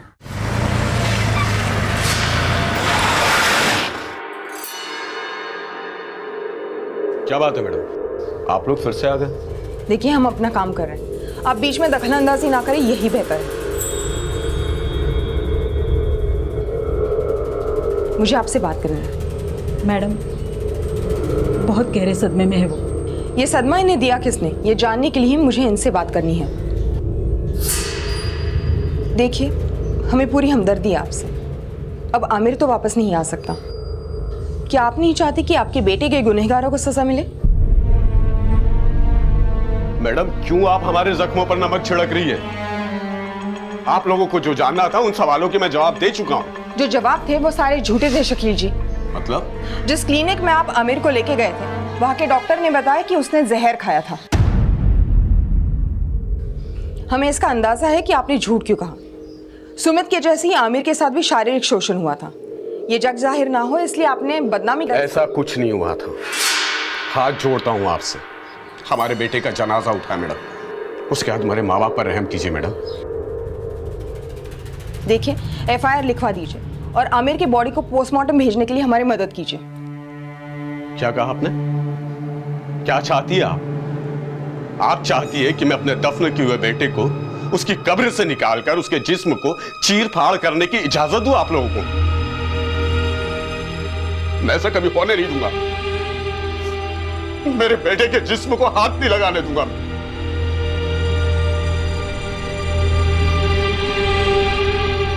सर, आमिर की माँ की चुप्पी बताती है शायद आमिर ने मरने से पहले उन्हें सारा सच बताया होगा। शायद उस दरिंदे का नाम भी जिसने ये घिनौनी हरकत उसके साथ की। हो सकता है रेणुका, लेकिन ये केस इतना सेंसिटिव है कि इसमें हम चाहकर भी पावर का इस्तेमाल नहीं कर सकते। जब तक सुमित के घर वालों की तरह आमिर के घर वाले हमें सपोर्ट नहीं करते, तब तक किसी भी नतीजे पे आना इम्पॉसिबल है। इस केस को किसी नतीजे तक पहुंचाने के लिए पुलिस को अभी काफी मशक्कत करनी थी, क्योंकि हर मोड़ पर एक नया सवाल खड़ा होने वाला था। और आखिर क्या वजह थी कि आमिर के पिता लगातार ये कह रहे थे कि आमिर के साथ शारीरिक शोषण नहीं हुआ था? वजह सिर्फ बदनामी का डर ही नहीं, कुछ और भी हो सकती है। आमिर को ट्रीट करने वाले डॉक्टर ने बताया कि आमिर ने जहर खाया था। आमिर नाम के बच्चे को कल यहीं लाया गया था, लेकिन उसे कोई डिहाइड्रेशन नहीं हुआ था, उसने जहर खाया था। आमिर के अब्बू का ये झूठ तो पकड़ा गया। उसने कोई जहर नहीं खाया, उसने बाजार से कुछ उल्टा सीधा खा लिया था, उसकी वजह से उसको उल्टियां होने लगी। डॉक्टर को दिखाया तो डॉक्टर ने कहा कि उसके जिस्म में पानी की कमी हो गई थी। लेकिन किसी का एक झूठ उसकी हर बात के झूठ होने का प्रमाण तो नहीं देता। प्रमाण तो इस बात का भी नहीं कि सुमित और आमिर दोनों ने एक साथ जहर खाया था। लेकिन सुमित अपने माँ बाप से झूठ क्यों बोलेगा, और सुमित के माँ बाप हमसे झूठ बोले, ऐसी कोई वजह मुझे नजर नहीं आ रही। सर, माना कि दोनों ने एक साथ जहर खाया, तभी सवाल वही है कि आखिर दोनों ने जहर खाया क्यों।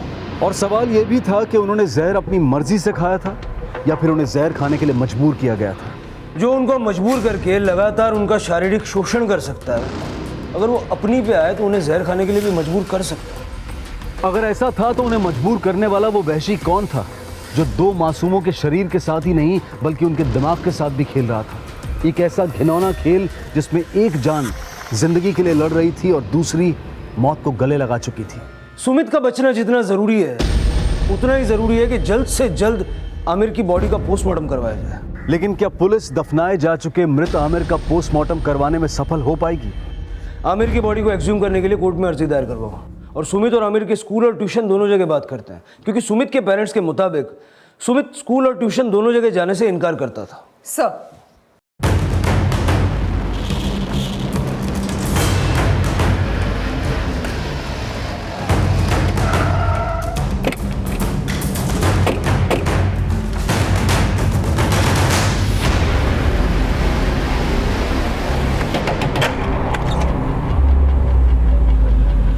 जी सर, मैंने सुमित की कंप्लेन नहीं की थी, बल्कि अपना कंसर्न शेयर किया था उसके पेरेंट्स से कि उसका पढ़ाई में बिल्कुल मन नहीं लग रहा है। सुमित और आमिर दोनों बच्चे आपके पास पिछले 3 महीने से ट्यूशन पढ़ रहे थे। दोनों शुरू से ऐसे थे? सर, मुझे लगा कि उन्हें कुछ तो प्रॉब्लम है, इसलिए मैंने उनके पेरेंट्स को कॉल किया। आपने बताया कि आमिर और सुमित दोनों पढ़ाई में शुरुआत में फोकस थे और बाद में उनके बर्ताव में चेंज आया।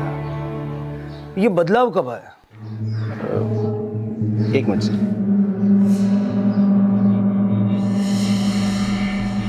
सर, मैंने 27 जुलाई को उनके पेरेंट्स को कॉल किया था। उसके 1-2 दिन पहले से ही बच्चों में बदलाव आया था।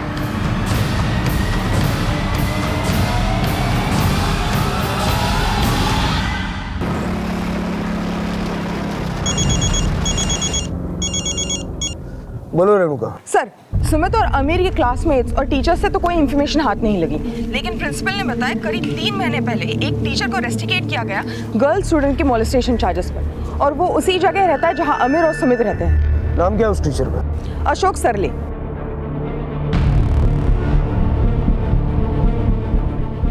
आइए अशोक जी, बड़ी तारीफें सुन रहे हैं हम आपकी। कैसी तारीफ सर? तारीफें सुन रहे हैं हम आपकी उस स्कूल से जहां से आपको निकाला गया। आप क्या बोल रहे हैं सर? मुझे कुछ समझ में नहीं आ रहा है। 27 जुलाई से 16 अगस्त तक क्या शौक फरमा रहे थे आप इन बच्चों के साथ? साहब, ये कौन बच्चे हैं सर, और किस शौक की बात कर रहे हैं आप? कुछ वैसा ही शौक जो आपने अपने स्कूल में मानसी, शिल्पा और सोनम के साथ फरमाने की कोशिश की और जिसके चलते आपको अपनी नौकरी से हाथ धोना पड़ा। हाँ साहब, वो लड़कियों के साथ मैंने लेकिन साहब उसके लिए मुझे सस्पेंड कर दिया था साहब स्कूल से, और 27 जुलाई को तो मैं मुंबई में भी नहीं था साहब। ये लड़कों के साथ मैंने कुछ नहीं किया साहब। अच्छा, लेकिन जयदेव शास्त्री तो कुछ और ही बोल रहा है तेरे बारे में। कौन जयदेव शास्त्री साहब? जिसके पास ये दोनों बच्चे ट्यूशन पढ़ने के लिए जाते थे। जयदेव शास्त्री तेरे घर से ज्यादा दूर नहीं रहता है, याद आया कुछ? हाँ साहब। चल विक्रम, डंडा छोड़, पेन उठा और बयान ले, किसको याद आ गया सर? साहब मैं वो ये कह रहा था कि वो जयदेव शास्त्री कौन है ये याद आ गया। पेन रख दे विक्रम, डंडा ही उठा। नहीं साहब, माफ कर दो साहब, मैंने कुछ नहीं किया साहब, मैंने कुछ नहीं किया है साहब। ये लड़कों के साथ मैंने कुछ नहीं किया है साहब। मैं घर जाने दो साहब, टीचर हूँ साहब, मैंने कुछ नहीं किया, मेरा यकीन करो साहब। साहब जाने दो साहब। जाओ, अगर जरूरत पड़े तो फिर बुलाएंगे। ठीक है साहब, चलो।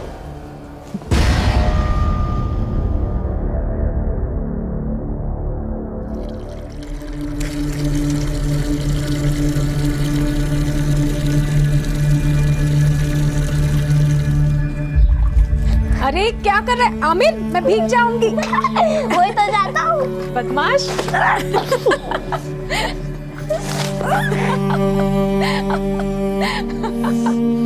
बदमाश। बहुत बुरा लगता है ना दीदी, जब कोई हमारी जिंदगी से चला जाता है, जिसके बिना हमारी जिंदगी एकदम खाली, एकदम सूनी। मैं अभागन तो अपने बेटे का मन नहीं पढ़ सकी दीदी, लेकिन क्या आपको भी कभी एहसास नहीं हुआ कि आमिर किस तकलीफ से गुजर रहा था। शबनम, और कितनी देर पानी भरोगी? चलो घर के अंदर।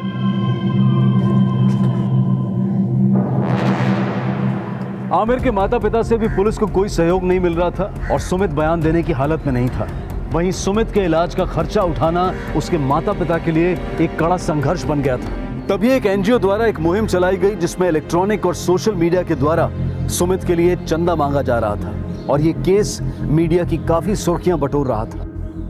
देखिए, मुझे पुलिस से कोई शिकायत नहीं है। मैं बस इतना कहना चाहता हूँ कि आजकल के माहौल में सिर्फ लड़कियों को नहीं, लड़कों को भी खतरा है। मेरे बच्चे के साथ जो हुआ वो किसी के बच्चे के साथ नहीं होना चाहिए। अगर आपके बच्चे के बर्ताव में अचानक कोई बदलाव आता है तो आप उसे गंभीरता से लीजिए। आप जानने की कोशिश कीजिए भीतर तक कि उसे हुआ क्या है। आप अपने बच्चों के दोस्त बनिए, इतने अच्छे दोस्त कि वो आपसे कोई भी दुख, कोई भी तकलीफ छिपाए नहीं। और बच्चों में एक भावना हमेशा बुलंद रहनी चाहिए, पापा सब ठीक कर सकते हैं, मम्मी सब ठीक कर सकते हैं।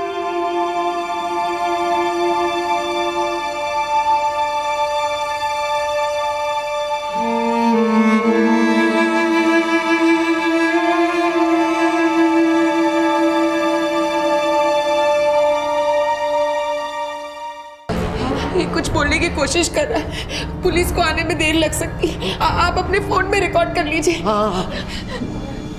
बेटा देख, डर मत बेटा, जो हुआ है वो सब बता दे। क्या हुआ है तेरे साथ? सर अभी अभी सुमित ने शाहिद का नाम लिया था सर। शाहिद? सर। शाहिद कौन? सर हमें नहीं पता वो किस शाहिद की बात कर रहा था। अब ये देखिए।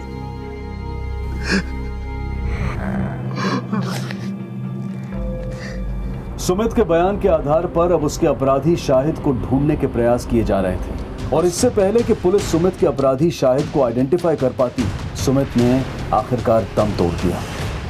ठीक है ना?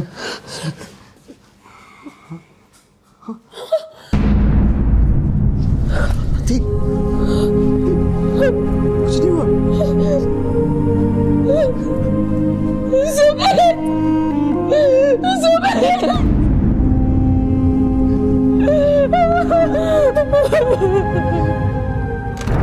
सर, कोर्ट ने हमें एक्सह्यूमेशन की परमिशन दी है। अब हम आमिर के बॉडी का पोस्टमार्टम करवा सकते हैं।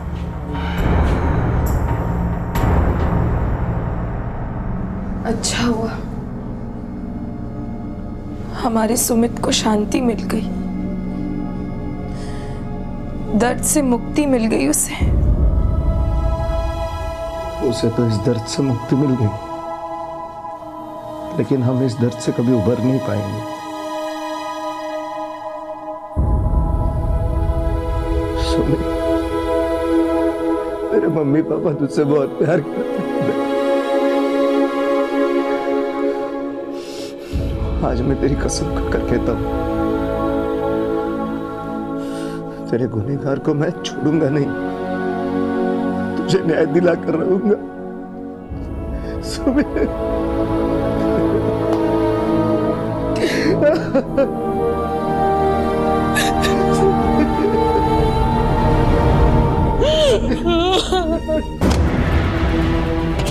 ये ठीक नहीं कर रहे साहब आप लोग। मेरे बच्चे की कब्र इस तरह खोद कर आप उसकी मिट्टी खराब कर रहे।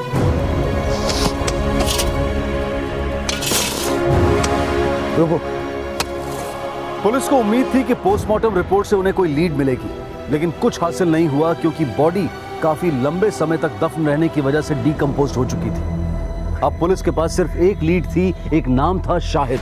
इस शाहिद का ना तो कोई सरनेम था, ना कोई पहचान थी, ना कोई पता था और ना ही कोई चेहरा। ये केस खत्म होता नजर आ रहा था, लेकिन दो मासूमों की तबाह जिंदगी को इंसाफ की दरकार थी। ये इंसाफ बहुत जरूरी था, लेकिन कैसे, ये सवाल अब भी अपने जवाब ढूंढ रहा था। सर आप कुछ करते क्यों नहीं? अब तो आपको उसका नाम भी पता है, पकड़ते क्यों नहीं उसे?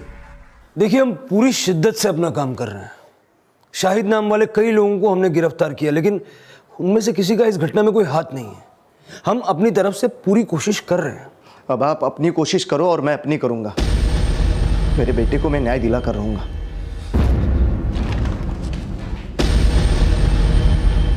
शाहिद कौन था, इसका पता लगा पाना समंदर में सुई ढूंढने जैसा प्रतीत हो रहा था। और अब आमिर की मौसी जारा से ये पता लगाने की कोशिश की जा रही थी कि क्या कोई शाहिद नाम का शख्स आमिर के परिवार से जुड़ा व्यक्ति तो नहीं था। आप अकेले रहते हैं? मेरा मतलब है आपके पति आपके साथ नहीं रहते क्या? कई साल पहले वो दुनिया से रुखसत हो गए। मैंने अकेले अपने बेटी की परवरिश की है। वैसे आपका बेटा है कहाँ? दिखाई नहीं दे रहा। उसके मामा के यहाँ लखनऊ गया है। आपके पूरे परिवार या दूर रिश्ते में कोई ऐसा है जिसका नाम शाहिद हो? हाँ, मेरे मामा के लड़के का नाम शाहिद है, लेकिन वो कई सालों से सऊदी में रहता है। आप शाहिद के बारे में क्यों पूछ रही है?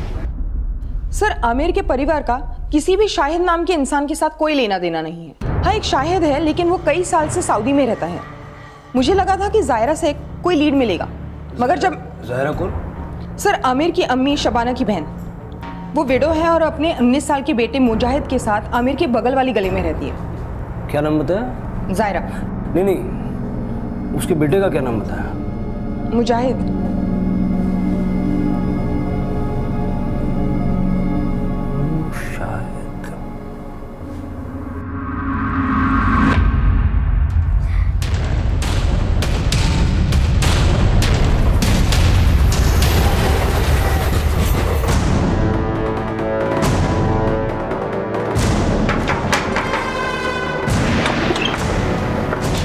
मुजाहिद है?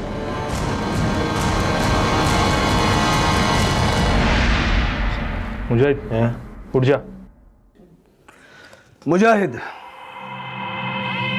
तुम ही वो शाहिद हो ना जिसने सुमित और आमिर के साथ वो घिनौना काम किया? मुजाहिद ही शाहिद है।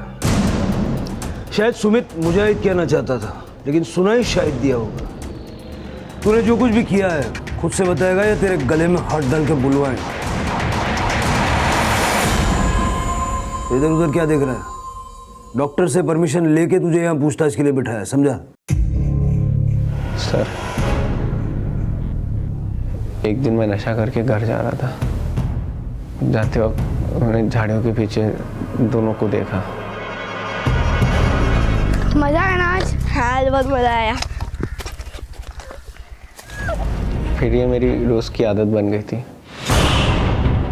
पहले मैं खुद करता था, उसके बाद अपने दोस्तों को साथ में लेके जाता था। सर, पता नहीं मुझे क्या हो गया था। मुझे कुछ समझ में नहीं आ रहा था मैं क्या कर रहा हूँ, इसका अंजाम क्या होगा।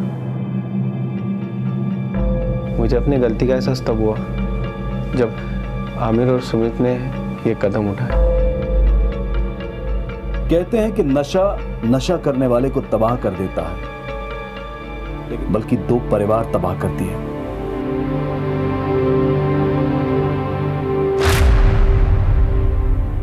मुजाहिद ने कबूल किया कि वो और उसके दोस्त सुमित और आमिर का शारीरिक शोषण कर रहे थे, लेकिन सुमित और आमिर की मौत, वो इस केस का ऐसा सवाल है जो अब भी रहस्य बना हुआ है कि आमिर और सुमित ने जहर क्यों खाया था। अनुमान यही लगाया गया कि शायद वो बच्चे शर्म और डर की वजह से अपने माता पिता को सच नहीं बता पा रहे थे, और शायद इसीलिए 10-12 साल की उम्र में ही उन बच्चों ने आत्महत्या कर ली। अपने बच्चों को प्यार दें, उन्हें वो माहौल दें जिसमें वो हर बात, हर अपनी समस्या आपसे खुलकर शेयर कर सके। इसी विचार के साथ अब मैं अनूप सोनी आपसे विदा लेता हूं। फिर मुलाकात होगी अगले एपिसोड में एक और चौंका देने वाले केस के साथ। तब तक अपना और अपने परिवार का ख्याल रखें और देखते रहें क्राइम पेट्रोल सिटी क्राइम्स। सबक एक को, सीख हम सबको। जय हिंद। क्राइम पेट्रोल के ऐसे ही मजेदार एपिसोड्स देखने के लिए हमारे चैनल को सब्सक्राइब करें